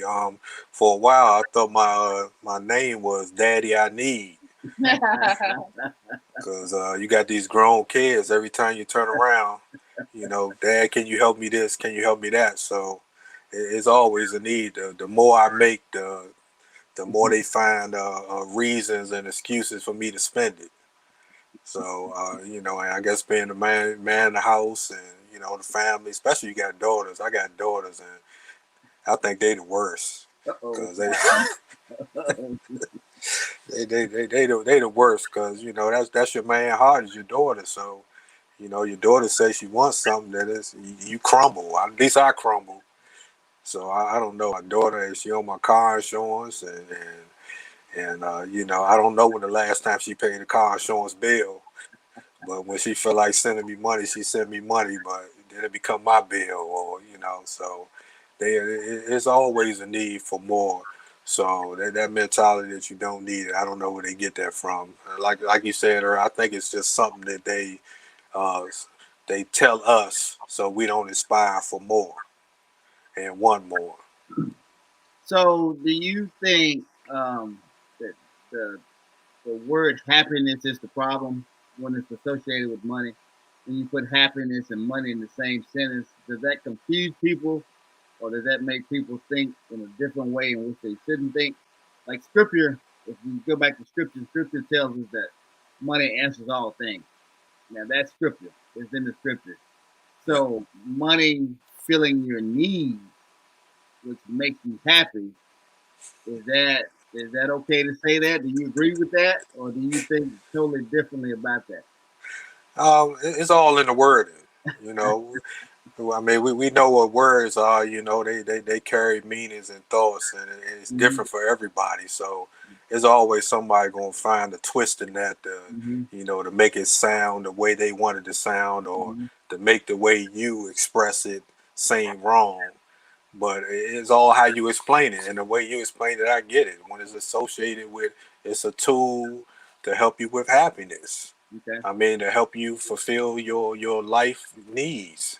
If we lived in a non-fiat money system, then I guess we would be trading cows and goats and grain and something else in the place of dollars, or whatever the currency you are that you at. But it's always going to be an exchange in some form of fashion to I guess to trade with. So it's just a vehicle for trade.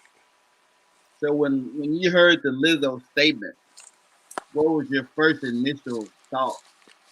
If you think, well, hey, here's another child that needs some help, she doesn't know what she's saying, or did you think here's somebody who has money and doesn't appreciate what they have, or did you just go off the end and say, hey, she's just foolish and don't know what she's saying? So, what was your initial thought when you heard that?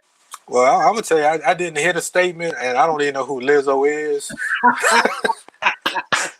So I mean, I'm not that old, but I don't, we just. Now, I'll be honest with you too. I know who she is, but I couldn't tell you a thing she does or sings or whatever. I just seen her on the internet.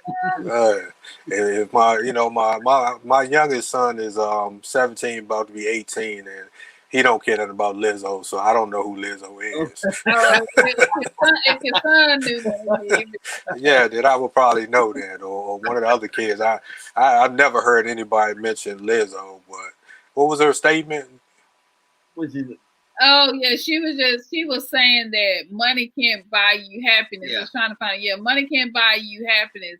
And if you already had, stuff kind of messed up before, it's just gonna expand whatever reality you're currently living in. But don't think that money is gonna bring you happiness, because it's not. And she was crying in tears.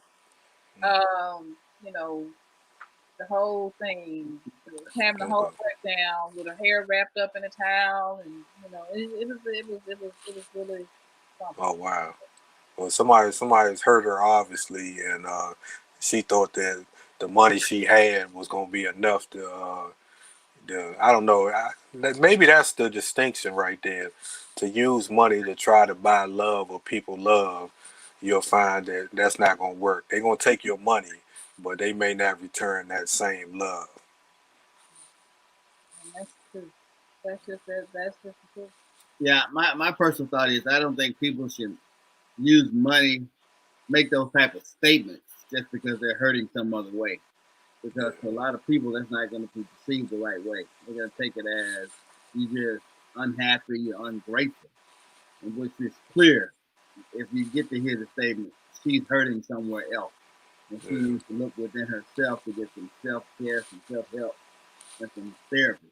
So, but yeah, money, like you stated, and you stated all in this conversation, it does fill a need, and it's there to fill a need.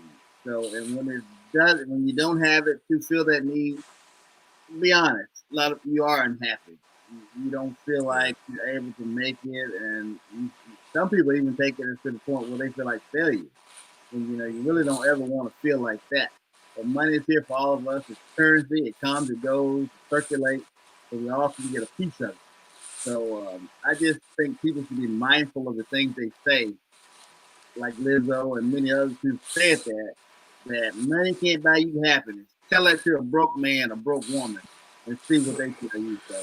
Hey, I know I'm very unhappy when I'm broke. Most men are. I mean, it's nothing feeling good about being broke, and especially when you got a couple weeks to wait till payday.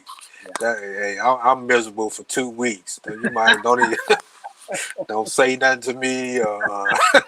Don't ask me for nothing. Let's get through these 2 weeks. Yeah, that's when I'm making them phone calls. Hey, can you pay your car insurance bill?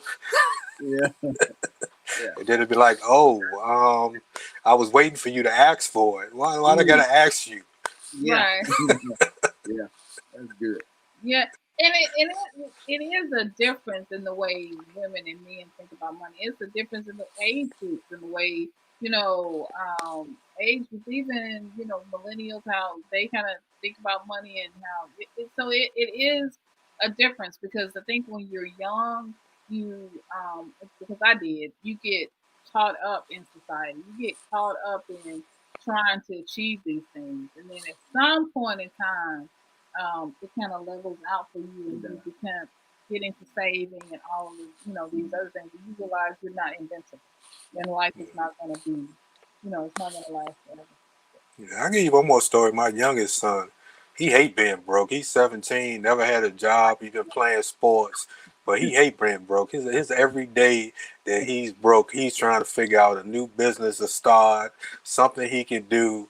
I swear, I said it's gonna be the black Bill Gates right here. This dude, I mean, he on it. That's good. Yeah, he got that entrepreneurial spirit. That's good. Young, so he definitely picked that up from me. But he hate being broke, like worse than anybody I ever seen. For somebody that never had a job. That's how it is. That is how it is. Well, thank you so much. Hey, we really appreciate you coming on. Thank you. I'm glad my computer hung on long enough. Yeah, it's doing good. Yeah, you're doing good. Okay. All right. Well, thank you. Peace. Thank you so much. So we heard from the male perspective. That is good stuff. We heard from the male perspective to hear. We got Blind Guy and his wife who's going to come in, and then Anja Africa. Blind Guy, did you have something more to say? You can put up a piece. Let me know if you wanted to share more. If you had something. So reggae, let's see, Roots Reggae, thank you so much for coming in. If you, I put the link again in the stream if you want. We got 15 more minutes. We're gonna cut this off in about 15 minutes. So if you want to come in, Roots Reggae, please come in. No more money, more problems. Greetings, Jahari. Thank you so much. If you'd like to come in, greetings to you. We are just so glad you are here. Apologies for coming in late. Is that we're doing well. Thank you so much for asking.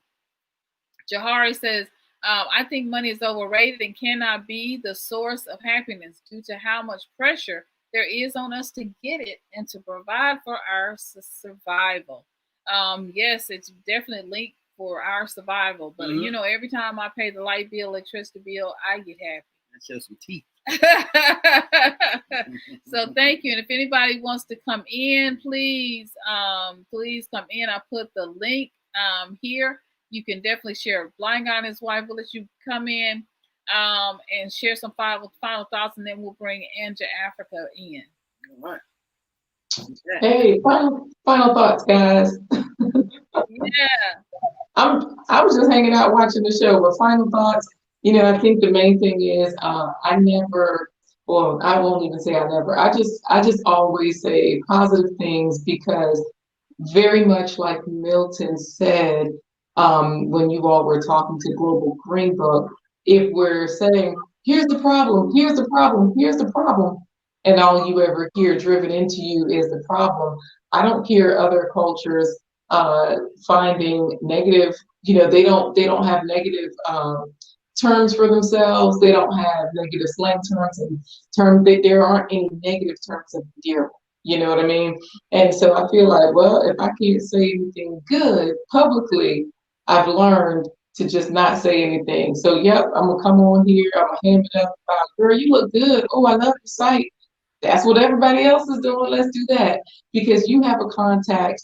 So if I have something to say to you, let me find another way to contact you and say it. You know what I mean? And if we're on these platforms and we're publicly seen, let's just make sure that we're only seen like, you know, Martha and the Vandellas, come out sparkling, and you're gonna have to really dig deep in the rumor mills for my info, for the details. Otherwise, you know, Milton, I hope that your channel continues to grow. I really hope you get some music.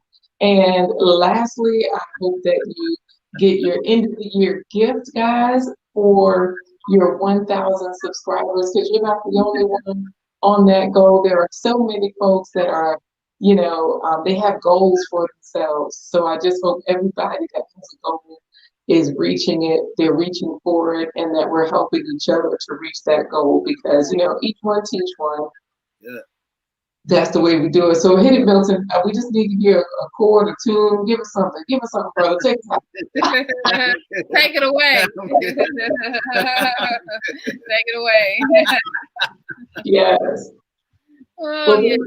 Those are my final thoughts. You know, I try to keep it brief. I apologize earlier. I was lengthy. Oh, you're good. Yeah, but I do appreciate your I really appreciate you guys' relationship. Even if it's just an on-screen relationship, it's like, you know what I mean? It's just like all the other on-screen relationships. You know how when you look at the Cosby Show back in the day, and you know, even now, if you know what Bill Cosby's situation is, you still have that affection for, man, but he has some good, you know, relationships on the shows.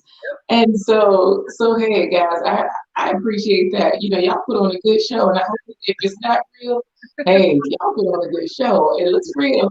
So that's it's 30 years real. It's 30 years real. It's 30 years real. Right.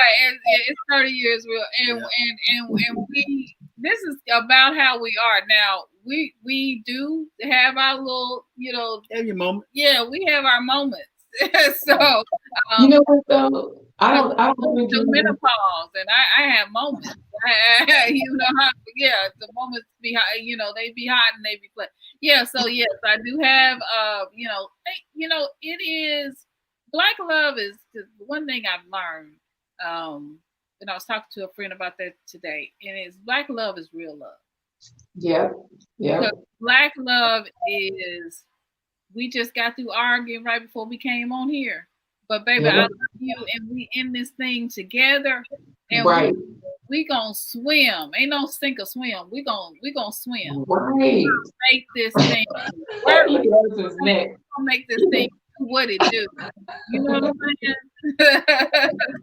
Yeah, that's real, because like you're saying, you know, people they focus on, oh my goodness, this is sweet that you guys hug or kiss. And no, like the work relationship, just seeing you, you know, knowing that you can get things done together, whether it's raising kids, whether it's cooking meals, whether it's drying herbs. Look, that's what I'm talking about. Like, that's a relationship, you know, not necessarily, girl, did he do this today? No, forget all of that. Because you know, if the person's there, you know, you already have that anyway. You have their support, they have your support, and that's what that love is all about. So, yeah, I definitely appreciate that in your episodes. And yeah, those are my final thoughts. Thank you so much. Thank you so much. We love seeing you and Corey. We love seeing you guys. So, and we'll be over there soon. Milton and I will be over there soon to say hello. So and make some really good comments. So be sure you guys to check out Blind Guy, His Wife, and Their Life. They got a beautiful, beautiful channel. Corey does drive, in case you all were wondering. So. Yeah, definitely so. All right, well, I'll be contacting you because, you know, we do have a live show, so I'll be contacting you to get you on, you and Milton, and those sorts of things. It's a 30-minute live show. It's quick. We hit it. It's fun. So, yep, I'll be contacting you. Is your email in your about section, or what's the best? Yes. And please email me, because I want to send you all the links to the behind the scenes videos so you can get those. So thank you. All right. Thank you guys. Have a good night. Good night. Our newest channel members. Yay, y'all. This is amazing. Okay. So Jahari says, Jahari, if you want to come in, that link is up there. We got 8 minutes, and then we're going to bring Anja Africa in. Jahari says, I have not seen the Lizzo comment. I do feel like it's the little things that mean a lot in life. Absolutely. And understand that money is a tool that we need to move forward in this time. Absolutely. You really hit the nail on the head. It is what it is. Thank you for that. Very good comment, y'all. Bill was set up. Yep, he was. He tried to buy NBC, and that was it. Thank you, Jahari, for that comment. It's a tool. Money is a tool. Thank you, Roots Reggae. You added him. You subscribed to his channel. Thank you. Thank y'all so much. And thank you for being so nice and kind to each other in the chat. We're going to add Anja back to the stream. Yay. Okay, so, you know, I've been sitting here listening to everybody talking, and I was thinking, is this what it was like when I was a teenager and I listened to the old people talking? Right. You know, and so something came to mind. I thought of Lauryn Hill. Lauryn Hill had a song, and one of the lines she said was, "It's funny how money changes situations." Oh, right. And I thought about that. And then I thought about Lizzo in the beginning of her career. And I have to tell you, when she first came out, I was impressed by her. I really was. I was like, she is a curvy girl that's representing, because if you remember at that time, there was all this body shaming going on. And so when she came out, it was supposed to be about curvy girls and body positivity, and I can wear what the other girls wear and not be ashamed. I didn't take it as a sexual thing with her. You know, she also seemed to be very gung-ho about dating. So in my mind, I think when she made that statement, it was about those two things. You know, the body positivity is going to change now, because now I have money and I can maybe date different people. I have a bigger pool. I don't have to deal with that rejection I was dealing with previously, because now I'll be on a different level. And I think somehow she was disappointed in those things, that she still wasn't accepted for her body positivity, for being a curvy girl in the industry. Because we're forgetting now, we're not talking about someone that's dealing with everyday life the way we are. She is dealing in the music industry. And you know, and you all know, you're in entertainment, you know what kind of horrible remarks people can throw at you on a daily basis. So we're coming at it from the perspective of regular working folks, not from the perspective of someone who's still developing. You know, it's like, where's our empathy for a young person trying to find herself in the world? Right. Now I will say this. I will. I mean, I'm a country boy, so you have to forgive me. We're from the country, and there's somebody for everybody. But until you can love yourself, none of that's going to change for her, because she's always going to be searching for people to accept her when she can't accept herself. Because I grew up in the country, big women, little women, ugly men, ugly women, but somebody loved them. One eye, two eyes, you know, and they love themselves. They carried themselves in a way that, hey, I love myself. And that's enough to make somebody see that love. I think Lizzo needs to self-check herself. This is just me. This is my opinion. Everybody has their own opinion. She needs to self-check herself and realize that it starts with her.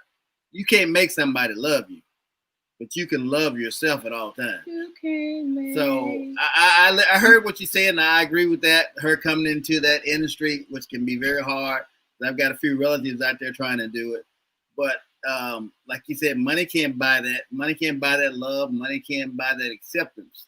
But money is just something that she's using as an excuse for her not loving herself. That's my take. I could be totally off, but that's just okay, Milton. I am a city girl from Brooklyn, New York.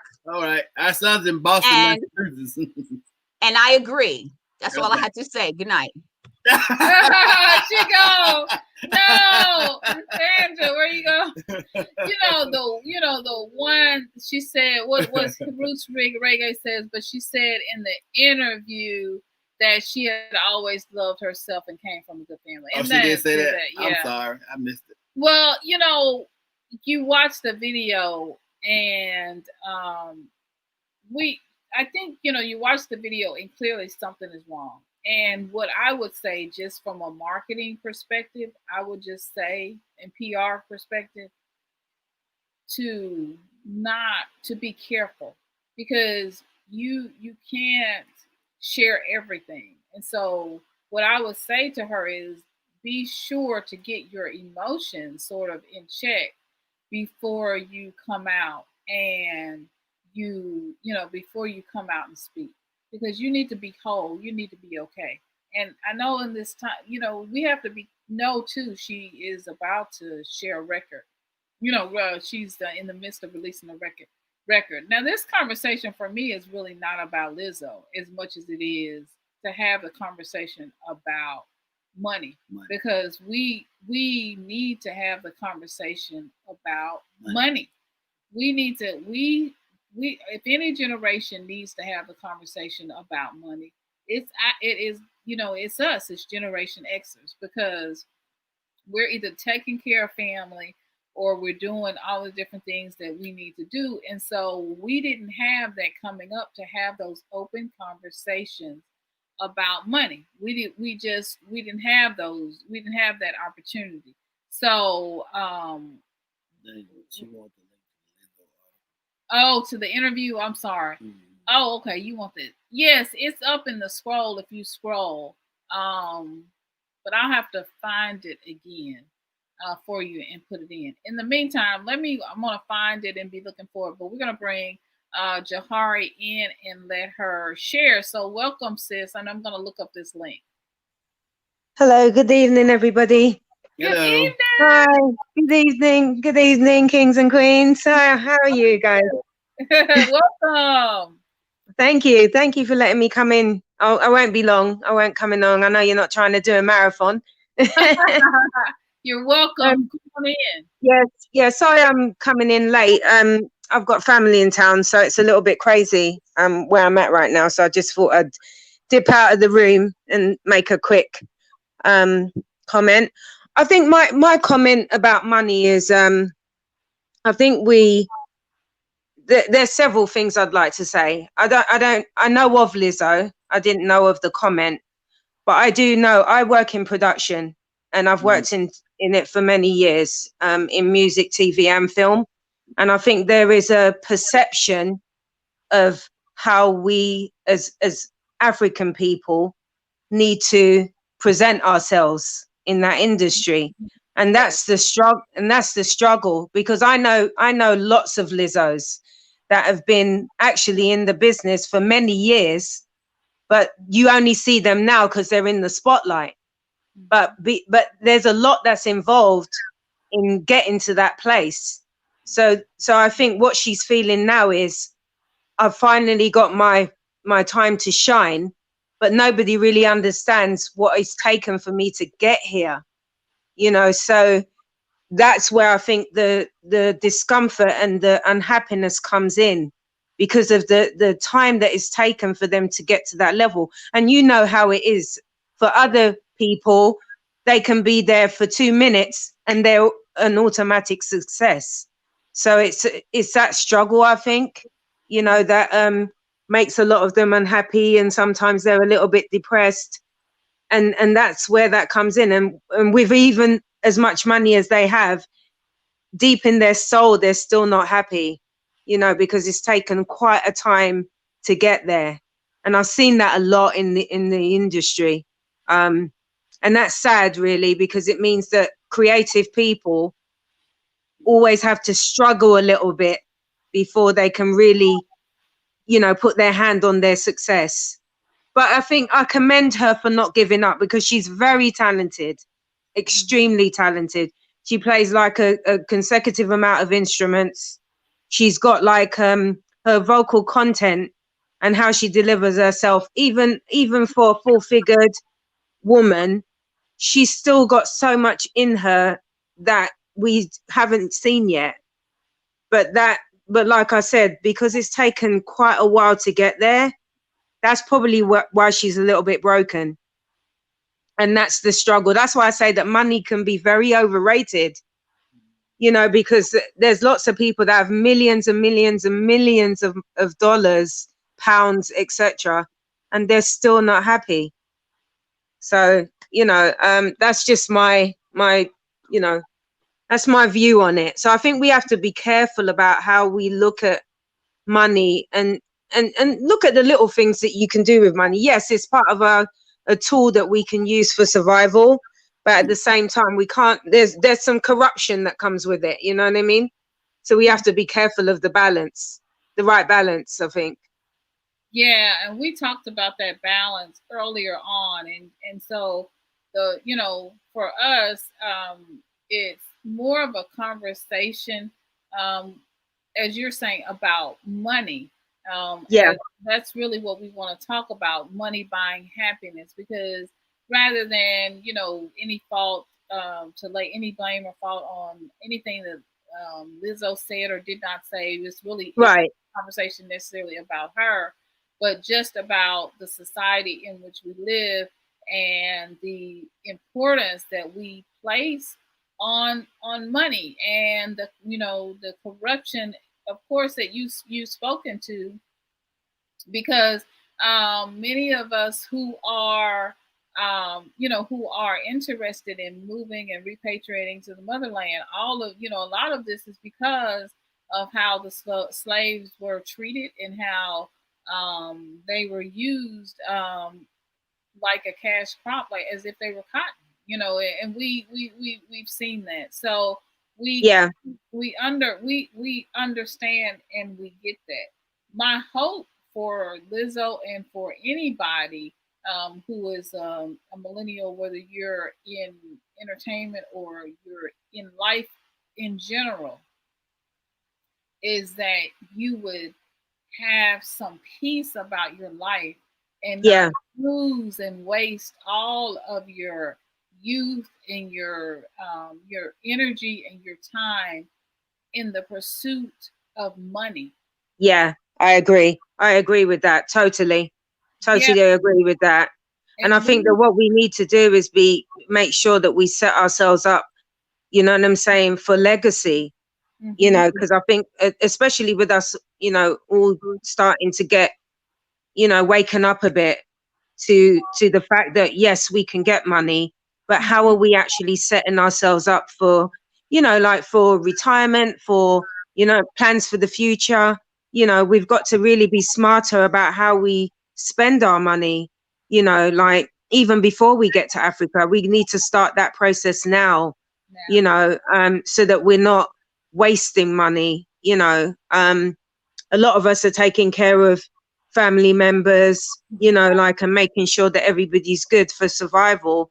But we do need to plan for future. I think that's very, very important. And the I was talking to a friend earlier today, and she was just talking about how she lives in California, and she was just talking about how she's seen it all with stars, with superstars, Yeah. and how they get used and pretty early, and some of the things that we don't even realize, the drugs, the stuff that's being circulated to them to keep them high, to keep them excited, to keep them. And that's, a lot of what, she's probably also speaking to Jahari, which you bring just. Well, I live in, that's interesting. Sorry, I don't know if you can hear me fully because I might be coming in and out. I live in Los Angeles and I've lived there 17 years and I've worked in the industry here in the UK. And I totally understand what that person's saying. It's very soul destroying, you know, this business. It can be very soul destroying. The people that I know that are successful, they've had to go through some challenges, you know what I'm saying, to get there. And that's why I say that, you know, I was a dancer for years as well until I had a car accident, and that kind of shut down my career. And now I'm an accountant in the business. But I do see how people do get discouraged a little bit, you know, and that's why it does take some time to get to that place of success. But I also feel like I know people that have money that are very silly with money. You know, they don't, they're not smart in their thinking about money because they think it's going to last forever.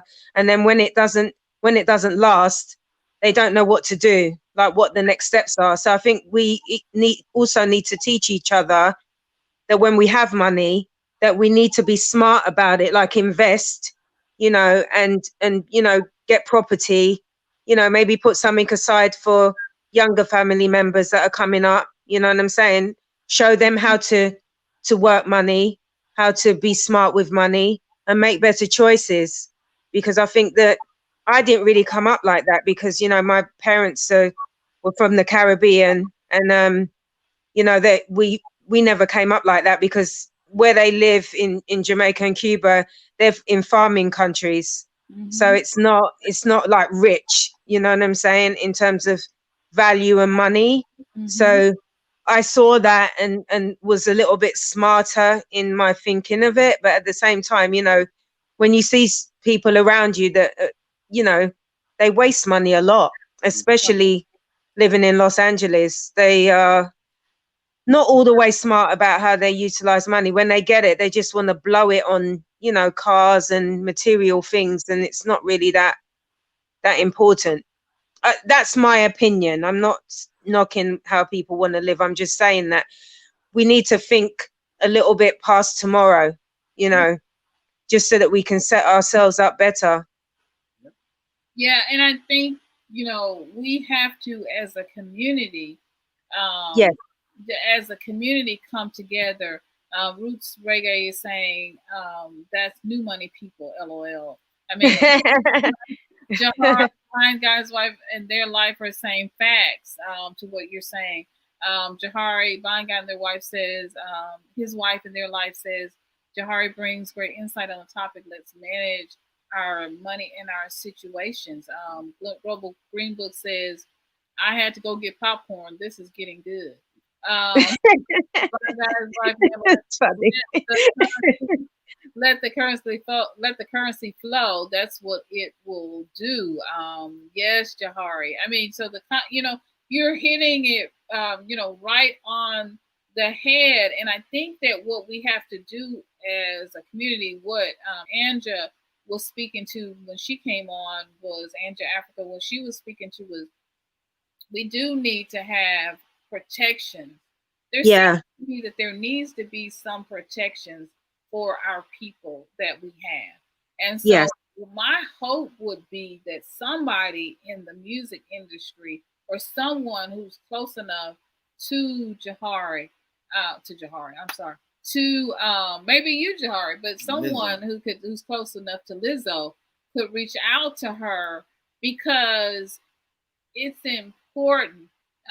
Also, you know, I've noticed that these sort of things sort of happen when people are trying to promote records, or they're trying to do things. And so, you know, there's a certain amount of selling your soul right before the records are being about to be promoted, or there's a certain amount of tension, as you've mentioned, that goes into promoting the record. And now so they are promoting the record, but at the end of the day, everything she's going to do from now on, from the promotion, from the stage, from the costumes, all of that, is going to come out of whatever advance that they've given her to create that record. She's paying for that, and a lot of times they end up broke. So I just hope for her that they have some Oprah or someone in their life. I know Oprah was doing it when she was on the show, reaching out to new stars, especially African Americans, who would come up and say to them, look, you got to get your money in order. You got to get a good accountant, get a good someone that you can trust. Yes. So, and then too, as all of, you know, everyone has said, Milton has said, everyone has said that she has to deal with her own emotions, because when I saw her crying, I was worried. I was really concerned. And I thought that, you know, she perhaps needed to look at some of her mental health issues that might be going on, some of her unresolved issues that might be coming up for her, as we all have. And we all have. I agree, but it's so much pressure. Yeah. You know, I'm telling you, like I see them come up all the time. I actually work more in the film and commercial industry right now, but I've been, you know, I did work in payroll for Sony Music for 5 years, and I remember seeing, you know, and I did, you know, some of the award shows as well, and I remember seeing some of those artists come in, and, you know, their management is so heavy on them, you know, on how they have to deliver their talent. You know, they're calling the shots, you know what I mean? So a lot of them are bound to these contracts where, you know, there's clauses in there as to how they deliver themselves, how they're allowed to present themselves. So they don't have a lot of say in their creative energy and how they're perceived in life. And that comes with a lot of pressure. It really does. And I think it's harder for us as African people because we have to kind of like suppress ourselves to, you know what I'm talking about. I don't need to spell it out. I think we all know, you know what I mean? We have to suppress ourselves. So that's where the pain comes in a little bit. And it's sad. It is. It's sad. It is. Well, Milton played trumpet for many years, and I think that was part of that whole thing of you had everyone is smiling with you as long as you are on stage. And exactly. And then I used to say when we first got together, I would always say that I was his I was his second girlfriend because his trumpet was his yes. first. Just joke about jokingly talk about that because the stage was very very much important to him. So when we talk about those these kinds of things, and I played classical piano until I was in college, and I got off and I stopped. And my very reason for stopping, when you start having scouts, looking for you, looking at you when you're 14, it becomes very hard. And my grandmother was thinking that she was going to have to be a momager. I'm thinking a grandmomager, whatever, however that goes. But it just wasn't the life. It was not the life that I wanted. Yeah. I mean, I remember coming to LA, because I studied in New York, as a dancer, and I was at Broadway Dance Center. And I remember, I'm not a skinny girl, you know what I mean? I remember being a bit like Lizzo, kind of feeling like the girls were so cutthroat, at Broadway Dance Center. They were so aggressive. They didn't really want you there. You know what I'm saying? If you did something great, it was not, how can I explain it? What's the word? It wasn't champion. It wasn't celebrated. It wasn't championed. It wasn't positive. There wasn't positive movements between us girls because it was such a cutthroat business. And although I felt like, I've already achieved so much, as a dancer, when you get to certain levels with those girls, they call you, the name calling is awful. You know what I mean? Because all your life you've done this, and then all of a sudden one thing that somebody says can kind of tear you down. If you're not strong enough to get through that, you won't make it. But I commend her for even still being in that business, because there's always somebody controlling them like a puppet. They're pulling on their strings. You know what I mean? And they only allow them to get to a certain level. They only allow us to get to a certain level. That's the reality of it, which is really sad. But I think that the goal is for her to reach as many people as she can with her talent. And like I said, maybe make sure that her money's right and invest. You know what I'm saying? Because that bit doesn't last forever, No, it doesn't last forever. It does not last forever. I wish for her, Jahari, that she has an auntie like you that shows up for her. I would love to. I would love to be that person, but they're so untouchable. They've got these people in their circle that are like, no, we don't. They are a little bit untouchable because they're surrounded by so many people that are pulling on their strings. And pulling on them, you know what I mean? But they're bound to these contracts as well, where they're not really, in the realm where you can really reach them. At some point, somebody is, and I would love to be that person for her because I kind of get it. But I just think for us as a people, we all need to be striving to go home to Africa so that we can teach and build and develop our people there. I think that will be that's the reality for us. And it's going to take some of us time, you know what I mean? Because right now I know I can't leave, but I am trying to help people that are, getting ready to leave or on the ground so that, like, if we can't all leave, we can at least invest in people that are already on the ground. I think even if it's a little bit, that's something that we can do, and we can strengthen ourselves while we're here, you know, in the US or UK or Caribbean, wherever we are, so that we can all pull together and make our little money become greater, you know, somewhere else. Because I think that's a good goal. I'm just amening. I'm just saying amen. Right? Right. Yeah, everything you said. I mean, we have to invest in each other. This is the season, this is the time. And so I am just so I'm just so glad that you are here. I'm just really so glad you're here, because we have to invest in each other. And for anyone who wants to invest in the channel, hit that join button. Let me go ahead and put that commercial in. Go ahead and hit the join button. Yeah, no problem. I'll look into that. Yeah, I'm totally up for investing in people, and you know, just allowing me to come on and speak today. I appreciate that. You know what I'm saying? Because I don't always, you know, I'm a legal guardian to 2 young boys at the moment, so I don't always have a lot of time to really talk to people and converse and do all that stuff. But I love you guys, and I love what you're doing. I think, you know, YouTube is really teaching us to really support each other, if nothing else. I know a lot of people are like, oh, you know, it's not the channel for this and it's not the channel for that. I feel like right now, social media is so important for us because we're able to connect.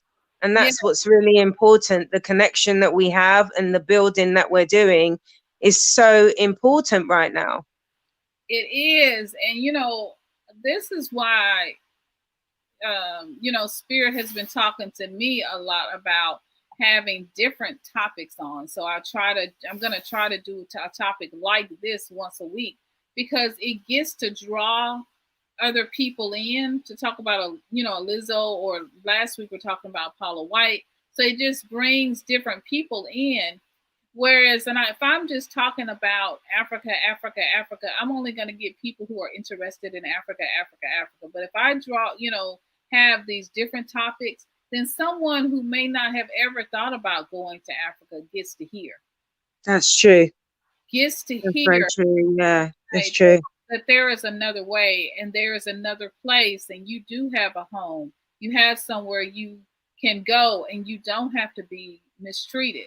You don't have to be. You don't have to be mistreated. There is a place where you can be loved, where your body type can be celebrated. And Milton said, you know, we live in the South. So in the South, all bodies are celebrated. We don't have that same sort of thing that you might have in terms of body shaming in the North.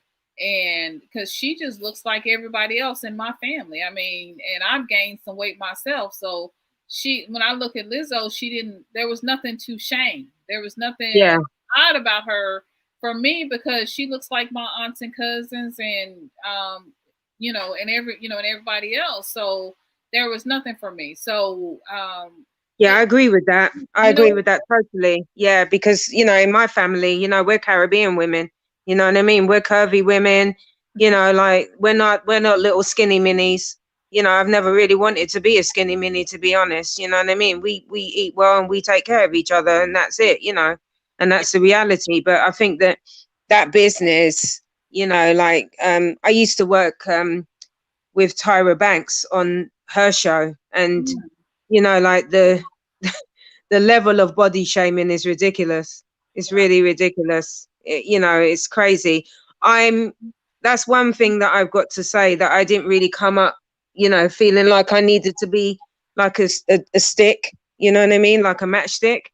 But I do see that quite a lot, especially in Los Angeles, because that Hollywood lifestyle, that they perceive everyone to be looking like a model or like a magazine cutout, is so not real.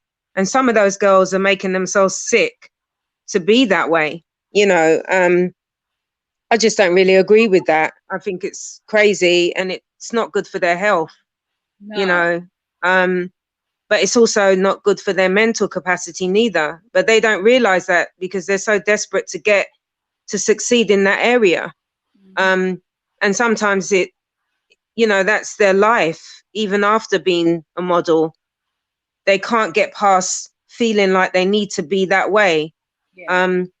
And that's something that I, you know, like the young girls in my family, I protect them a lot, you know, when it comes to that, because I make them know that they're beautiful no matter what. Absolutely. And I was skinny as a stick, as a rail growing up, but she ate like a horse, honey.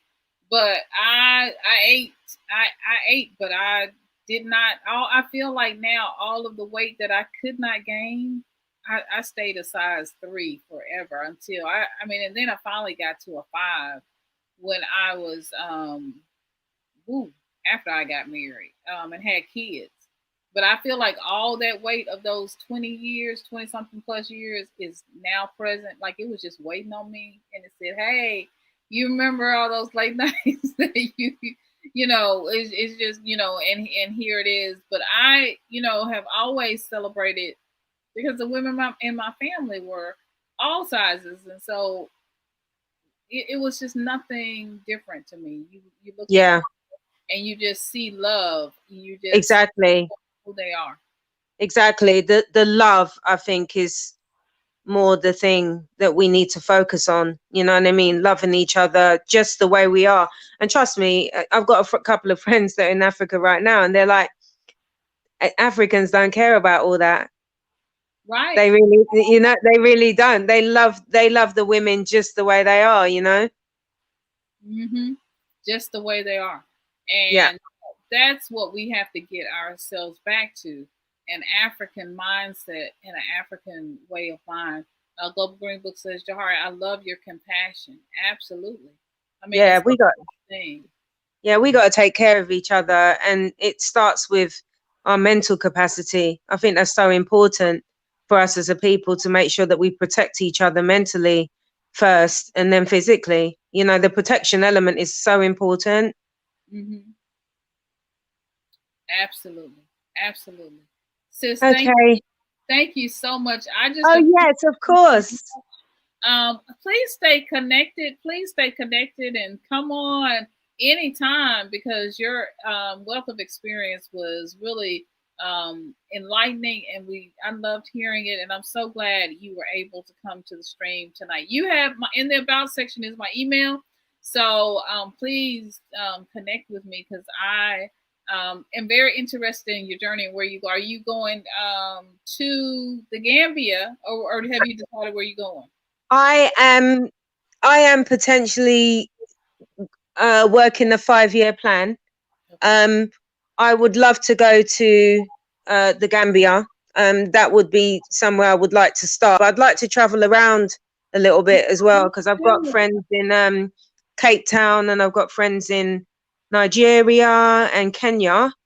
And you know, my uncles are Rastafarians, and they always taught me about Ethiopia, so I'd like to go there. I've got lots of friends in Ethiopia too, so I kind of want to travel around. I got, you know, a friend that, you know, Afro millennial mama just left to go to Senegal, so I'd like to visit her and, you know, just move around a bit, you know, with you all, of course. Yes. You know, I'd like us to start traveling a bit, you know, and seeing like you know how we, you know, like I'm from the UK, so we travel in Spain, we travel in Scotland, we travel in all of that. I want to do that in the 54 countries in Africa.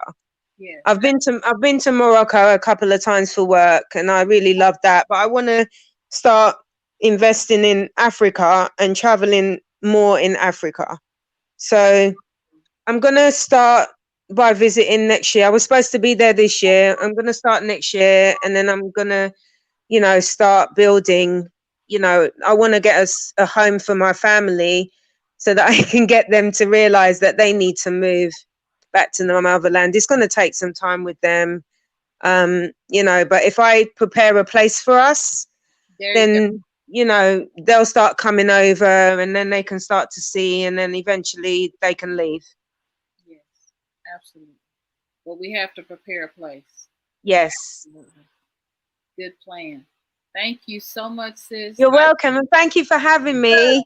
I love you guys. Love you. Yes, thank you for the virtual hug. I send it right back. Thank you so much. Thank you, my darling. And you take care. And bye to Milton. Bye, Milton. Bye, Milton. He said bye. Okay. All right. Love you guys. Love you. Take care. So that was awesome to get an insider to come in and share information. That was really, really awesome. And I'm just so glad. You just never know. Look, be kind to everybody because you just don't ever know who is in the stream and what wealth and what information that they have. It's the thing is be kind to strangers because you may be entertaining angels, and I definitely feel that I am in the presence of greatness as always with all of you. And so thank you so much. Hi, Tamara is coming in. Thank you so much for coming in. Yes, we got to manage our money. Donnie, I think I got most of these comments. Roots Reggae, that's new money. Donnie says, and then they're going to bring in Roots Reggae. But Donnie says, if you buy one Bentley, you should long have to buy one. You should only have to buy one, right? You don't need a house full of Bentleys, I don't think. Milton was looking at thinking of his latest piano hit. LOL. Y'all are funny. Hold up. How are we going to have double the piano lounge pleasures with hits from Satin SYNOLVE and Masterful Milton? That's what we need to be working on. These hits. No skinny women over here. Exactly. Information Man says, peace. Hey, Information Man Show. How are you? I've got the link if you want to come in. We are rounding up this conversation. But if you'd like to come in, Mr. Information Man, you are most welcome. We are on the countdown. Green Book says, ditto. I am Congo. Experience in visiting Morocco. But I am Congo. I thought. But yeah, I too want to visit all over Africa. Deanna says, I wish my connection wasn't so bad tonight. I will talk more. Another good chat. Good night, all. You did well, sis. I'm so glad you shared with us. It was beautiful to have you on. I am so grateful to you for coming on. It was good to see your face and put a face with a voice. So we're going to bring in Roots Reggae and to bring her into the stream. So welcome, Ruth. So glad you are here. Thank you for being here tonight. Thank you for having me on, and greetings, everyone. Yeah. I went ahead and I checked that Instagram what she was saying with Lizzo. Mm-hmm. And what people have to understand, Jahari touched on it. I used to be a concert promoter, and a promoter and producing them. And before I did all of that, I used to be a big fan because in California we have concerts, so many concerts on a regular, and I had learned really young how to be backstage, and I guess you can say like backstage groupie, I guess you could call it. So I got to know a lot of artists personally as well later on as professionally. And the thing with I took from what Lizzo was saying was whatever issues or demons they have, um, people think, oh, she got money now, so everything should be fine, whatever the issues were.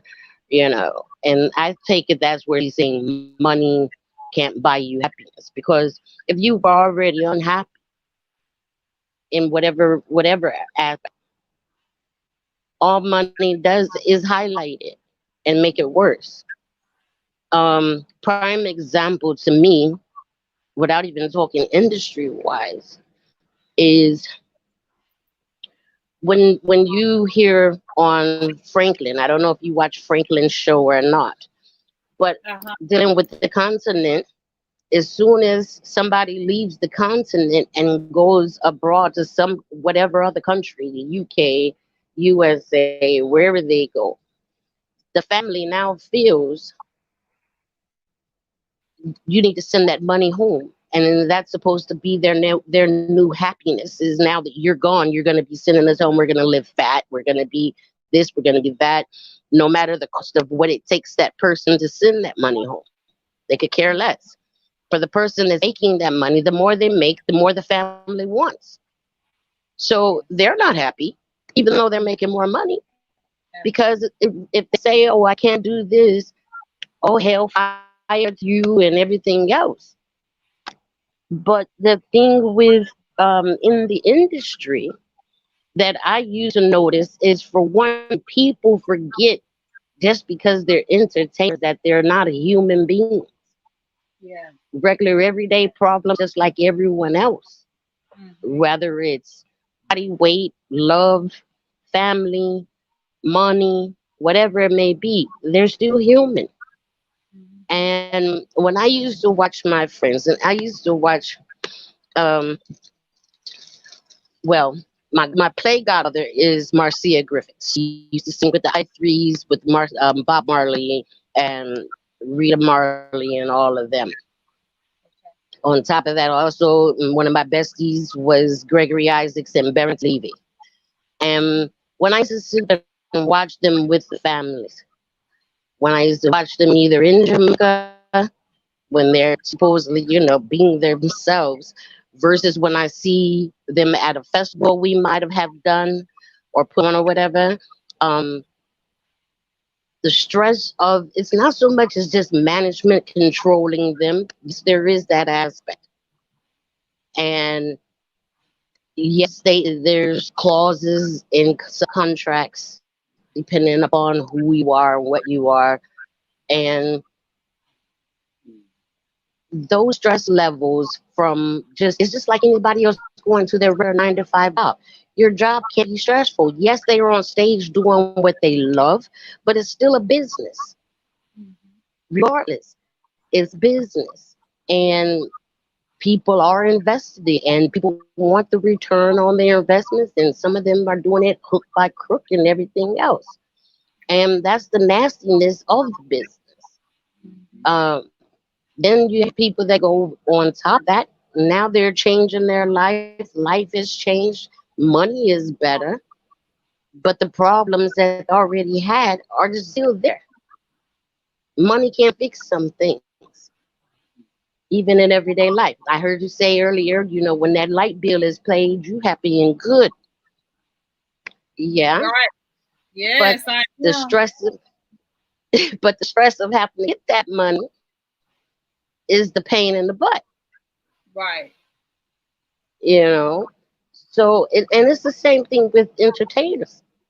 I'm sure. When they're on stage, they feel alive. They do what they love to do. But business backside of that is stressful. Yeah.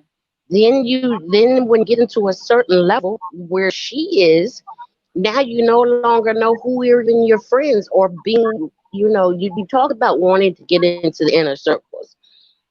Jahari just said. It's not so much as that they're standoffish and it has nothing to really do with management or whatever. It's if you're in the right circles, you can get around anybody.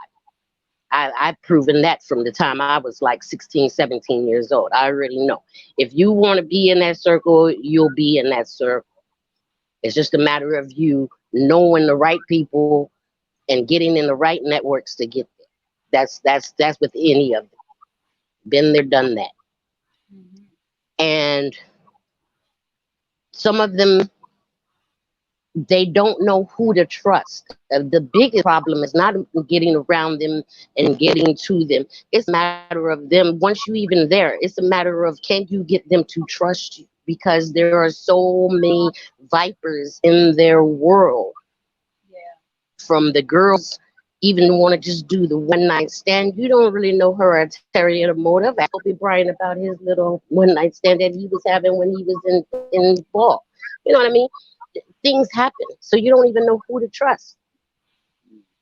And that's their biggest problem. When you make all that type of money, You don't know who's real anymore. When you're broke, you know everything. You know who's real around you. You know your trouble is the same as your partner's troubles. Everything is on that level playing field. But then once that income starts going up, there's a dramatic change. And what was that movie called? Jump in the Broom. I think it's called Jump in the Broom. Yeah.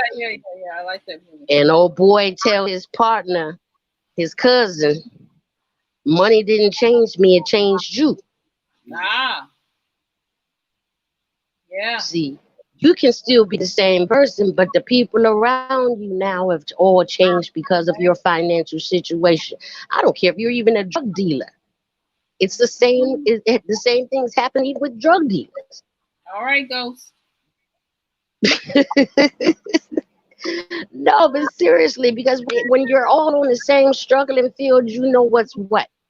Soon as things start changing, everybody else around you changes, and so now you don't trust nobody. Mm-hmm. And money didn't make those demons go away. It made it worse. Yeah. Because now they all after you for your money, and you don't know if it's your boy that's gonna flip on you, or if it's gonna be a stranger that flips on you. You know, so that's just my take on that. But Jari's sister, if you want to be in them circles, it sound like you have some enough connections that you be in any circle you want to. If not, I'll at me. I'll show you how to do it. Now, are I you? done been in them. Say that Go again. I'm ahead. sorry. I'm sorry, No, go sis. ahead. Yeah. Now, what are you planning to repatriate, or what are your plans? Yeah, to Yeah. Gambia. I'll put a home base in Gambia, and Mm-hmm. then I'll be like Jahari because I'll be there and want to be nosy in everybody else's country. So I'll do a home base in Gambia and travel. Now, are you planning to go soon, or what? What's the planning going? My youngest is 1 more year. I mean, And I got 4 kids. I got 3 down. More to go. College or high school? For her graduating high school. Okay. Yeah, if she was college, I was going yesterday. Yeah. Okay. Now they I come in. wish. Are your children gonna, go with you? How are they feeling about mama leaving? My kids are used to mama leaving. All right, So, I mean, my family is a traveling family. Plus, I was a military brat, so we always have. Ever since I could walk, I remember us traveling. So, um, I know that they'll say they'll come visit. Yeah. They don't know about moving yet, but they say, "Well, Mama, but we'll visit you." And so, even my own mother, she was like, "If you move there, I'll visit you. I don't know about moving, but I'll visit you." So, um, maybe it'll start out with them visiting, and hopefully, then they're like, "Oh, well, this is a cool place to stay." So, we'll see. But they know they ain't holding mommy down. No. I don't wear Siemens shoes. Okay. I'm not staying in one place. Not staying in one place. Yeah, we want to But travel. it was crazy. The crazy part is because I had just started rebuilding my house in Jamaica. So it's like, oh my God, what do I do now? Yeah. So yeah, that was when Corona hit. I mean, I always used to think about going to Africa. I mean, ever since I was probably in about junior high school, when I found out Egypt was actually in Africa and not some other country. Yeah. On another continent, I should say. But um, as I got in high school, I had really started getting into reggae and everything else. So then it kind of shifted to my world was really in it was in the Caribbean world. So And I started, I would be there half the year, and then in America half the year. Ah, So that's then so. it came. Then when Corona hit, it was like you ain't going nowhere. And travel couldn't go nowhere. I was like, oh my god, because Yeah. here out of Atlanta, you can fly down to Jamaica round trip for $200. So, whenever I got bored, I used to just jump on a plane and be gone. And then when I started finding everybody up on YouTube, Water Mm-hmm. Maya, Linus, and Blacksit, Hi, and all young of that, Mike. So then, yeah, Water. And so my shift went back to, it's like, do I go or do I just visit? And then it was something was like, first I was like, okay, well, I can do Ghana. Early on it was like, yeah, them friends were like, yeah, we can go and see Ghana. Everybody goes to Ghana, boo, boo, boo, boo. And something was like, no, Gambia. And I was like, what the hell is the Gambia? And this was before I found Black Sit and all of them. This was before that. And then it was like, I was watching Wode, because Wode was Ghana baby, so I was following him forever. And then it was like, okay, do Ghana. Then Yeah. something was like Gambia. And I was like, what is Gambia? And then Mhm. probably about 2 or 3 weeks later, I found Juliet on Black Sit, and she started showing everything in the Gambia. And I was like, whoa, that's the Gambia. Yeah. Okay. And then it was like, then my pool was like, you belong in the Gambia. Yeah. Then I have DNA tests done recently and found out that I'm part in the Gambia. Ah, nice. So there it is. Yeah, but it's like it's those tests to me are so like weird because I'm also Nigerian, then I'm also Congolese, then I'm also Sierra Leone, Liberian. I'm like, Jesus, is my blood just as mixed up as it is here from how life is in America to how my Yeah. blood is for Africa. Yeah. It's a beautiful thing. But it's like, all the first thing, and then my last thing I'm going to say is that even outside of self love for ourselves, if Black people don't get to learn economics, Mm-hmm. it's going to be really hard for us to do anything, because the type of money that's going to be needed, you're not going to be able to get out of individuals. I don't care if they're millionaires or not. You're not going to be able to do it. It's going to take group economics and people pulling all of their Let's together. resources together and building and doing it on the hush and just come out of nowhere with it. Right. Always talking about it upon YouTubes and all these other platforms. They're watching. And I've been really learning on other people's channels lately that they're definitely watching and they're listening. And they're even getting bold enough these days to even start coming on panels. Mm-hmm. And I'm like, whoa, where'd that one come from? Yeah. And in the past 2 weeks, I done seen two of them on panels. And I'm just like, wow, y'all really are lurking. Yeah. And so when we need to learn to move in silence, we need to learn group economics on top of the self-love and all of that, and learning how to get in and fit in, you know. But when we're talking about going back to help, we need to come talking group economics seriously, and even in our own little these platforms that we're all on. We're all talking about going back and we'll do this and we'll open up that and we'll build this. Okay, but you're still gonna need to pull together, because unless you're super rich, you're not gonna be able to do much. You may be able to help 5 or 10 people. You can even imagine to garner that many people you're gonna help. But we're talking about truly helping the motherland. We're gonna have to all band together. Yeah. So Here's, there one thing that we also really have to understand, and is I just watched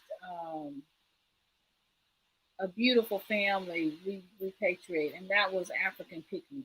And so when I as I watched them, I also saw, I was just listening to them today, but I saw how many people, including Maya, who came and were a part of their story to help them repatriate and to get home. And that means a lot to be able to even bring one family home, to bring yeah, them home, bring them home to the motherland. And then, the other thing is, these countries are not poor. So Ghana is not poor. Ghana is, the second largest producer of, is it gold? Nigeria no, probably doesn't no. have, it's not But gold. see, It's but no, no, no, no. and then okay, so and then there's Nigeria, who is a large producer of oil. So it's not that the countries themselves are poor. Even Tanzania, other Kenya, all these other countries have so many natural resources. What we have to try to figure out how to do, and there's a young man who's working, several people who are working as a part of a program, a plan to really work with the government to try to change through the African Union and through other things as well, other means to work to try to change some of the things that are happening internally, because we have the wealth, we have the power already there in Africa. It's about managing the resources that we have.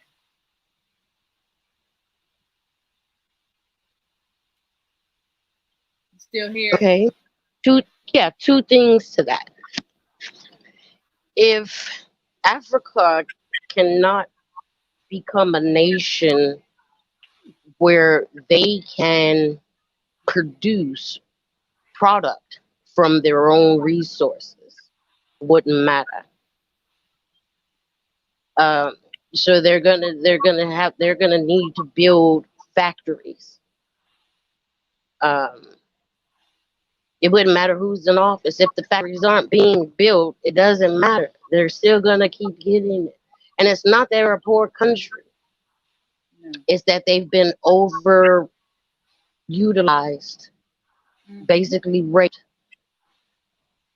That makes them poor. It's not that the country is poor itself, but if the country cannot produce product from the things that they have as natural resources, they're still always going to be behind. That's why that's why them others think that they have the right to think that they're smarter than. That's the only reason why they feel that they're smarter than. They feel because their country was smart enough to build the factories to produce the product, and they feel Africa was too dumb to do themselves. And to a point, they're correct, because all these years they should have learned to build these factories even after the colonization has ended. Once the colonization has ended, they waited. In Nigeria, there are so many there's so many professionals that are smart as can be, and it's ridiculous because they all sit and wait um and be unemployed because they're waiting for someone else to come and build the law firm, or waiting for someone else to become and build the engineering hub instead of just doing it themselves. You know, you're smart enough to go to the school and pay for the school, but you're not smart enough to build the facility for you to begin work. You wait for all the others to come and now give your country some ridiculous, crazy contract for you to go to work for him.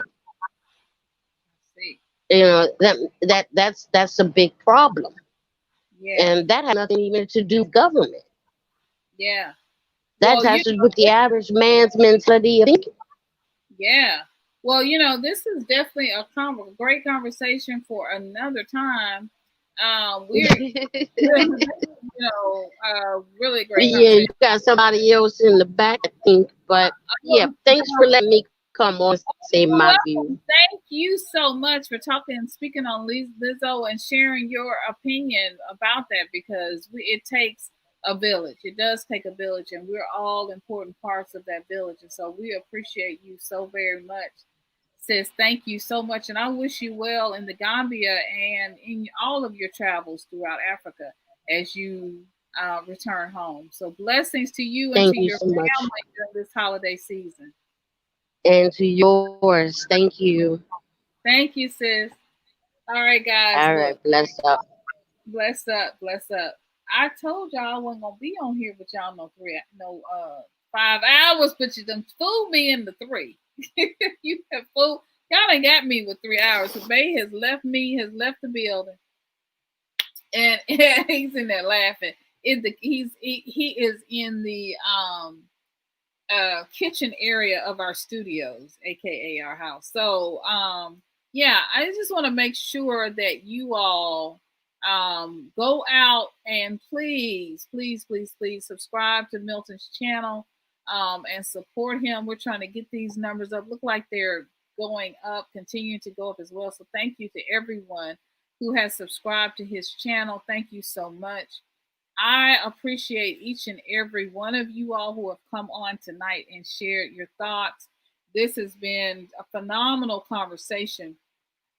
And so for me, it was not so much about Lizzo as much as it was about just us having the conversation in the family, of us in the community, us in our, the tribe coming together and talking about this conversation from all different perspectives. So you're going to get, people from, this is the beauty of YouTube, and this is the beauty of this channel and this community. You're going to get people who are city dwellers. You're going to get people who are down in the country. You're going to get people who have worked in the music industry, people who have worked in film industry, people who have worked in different industries, and bring all of these different perspectives together. And so we absolutely support Lizzo and everyone, who is in this industry or who is a millennial or anyone, because money is an issue, is a conversation that everyone has, no matter how old you are, no matter what level. It doesn't matter if you're rich or you're poor, you're somewhere in between. It does not matter what your status or your stance is. You're going to have a conversation about money. And I promise you, no matter I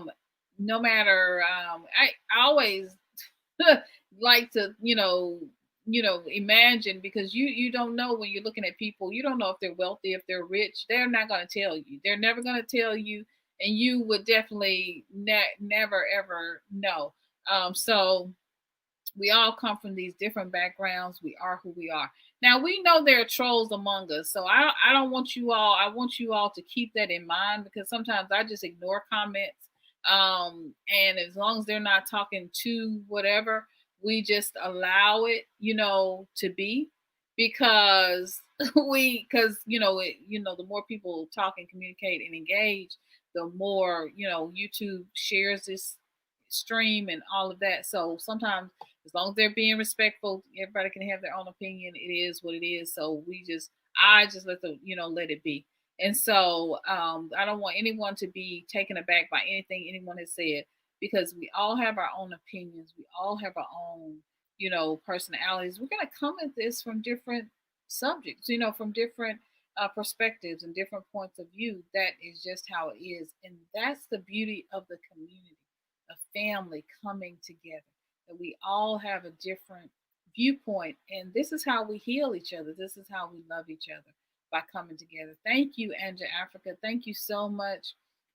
Good night. Thank you so much for coming on and sharing your opinion, sharing your point of view, sharing your perspective. I appreciate you so much. It has meant so much to me, and for being a behind the scenes, being supporter behind the scenes, a member, hitting that join button. It means so much to me. If anyone wants to donate to us in our repatriation journey, we have a GoFundMe page, a link below.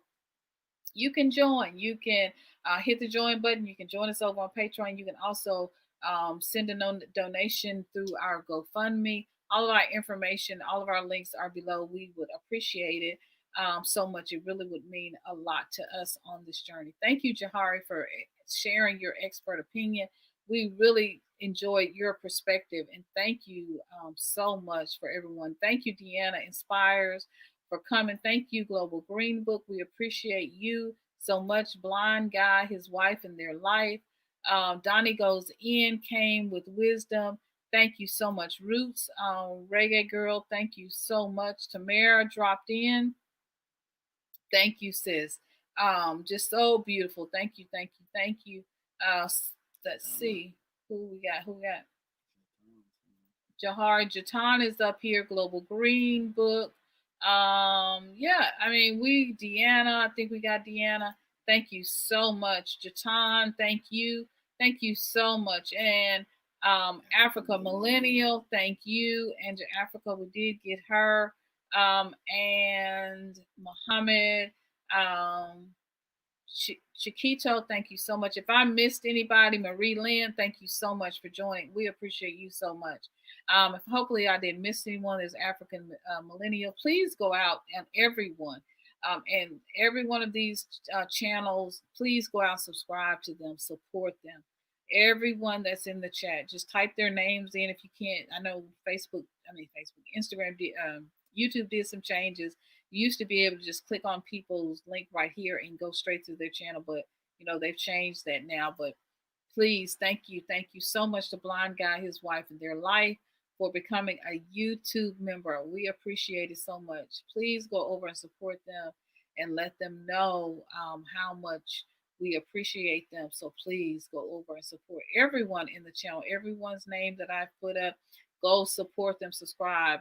Several people are coming out with YouTube channels. They just haven't come out yet. Yes, Ruth Brigade, you're welcome. I'm so happy that you came.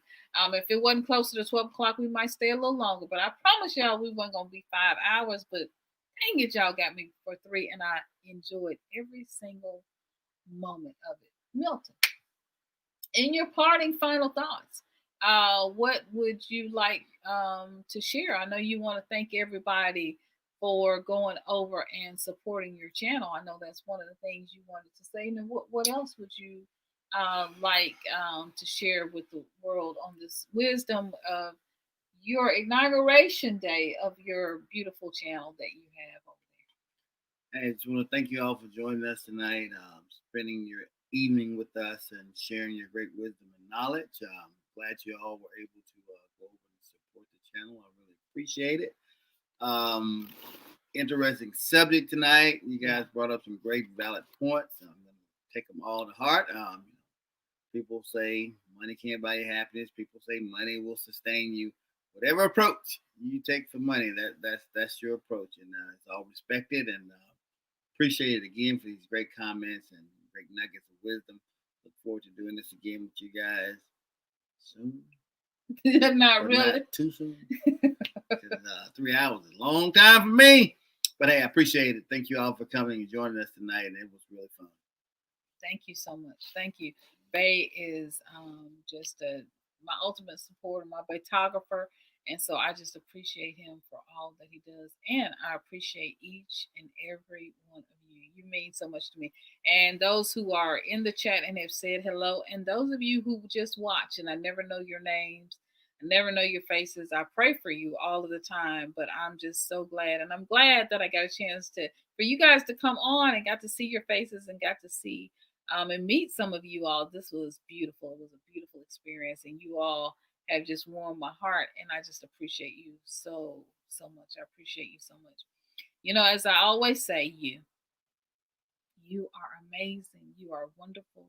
You are powerful. You are loved. You know why? Honey, baby, because you just are. And I'm going to see you in another video real soon. Bye-bye, guys. I love you. And have a blessed week.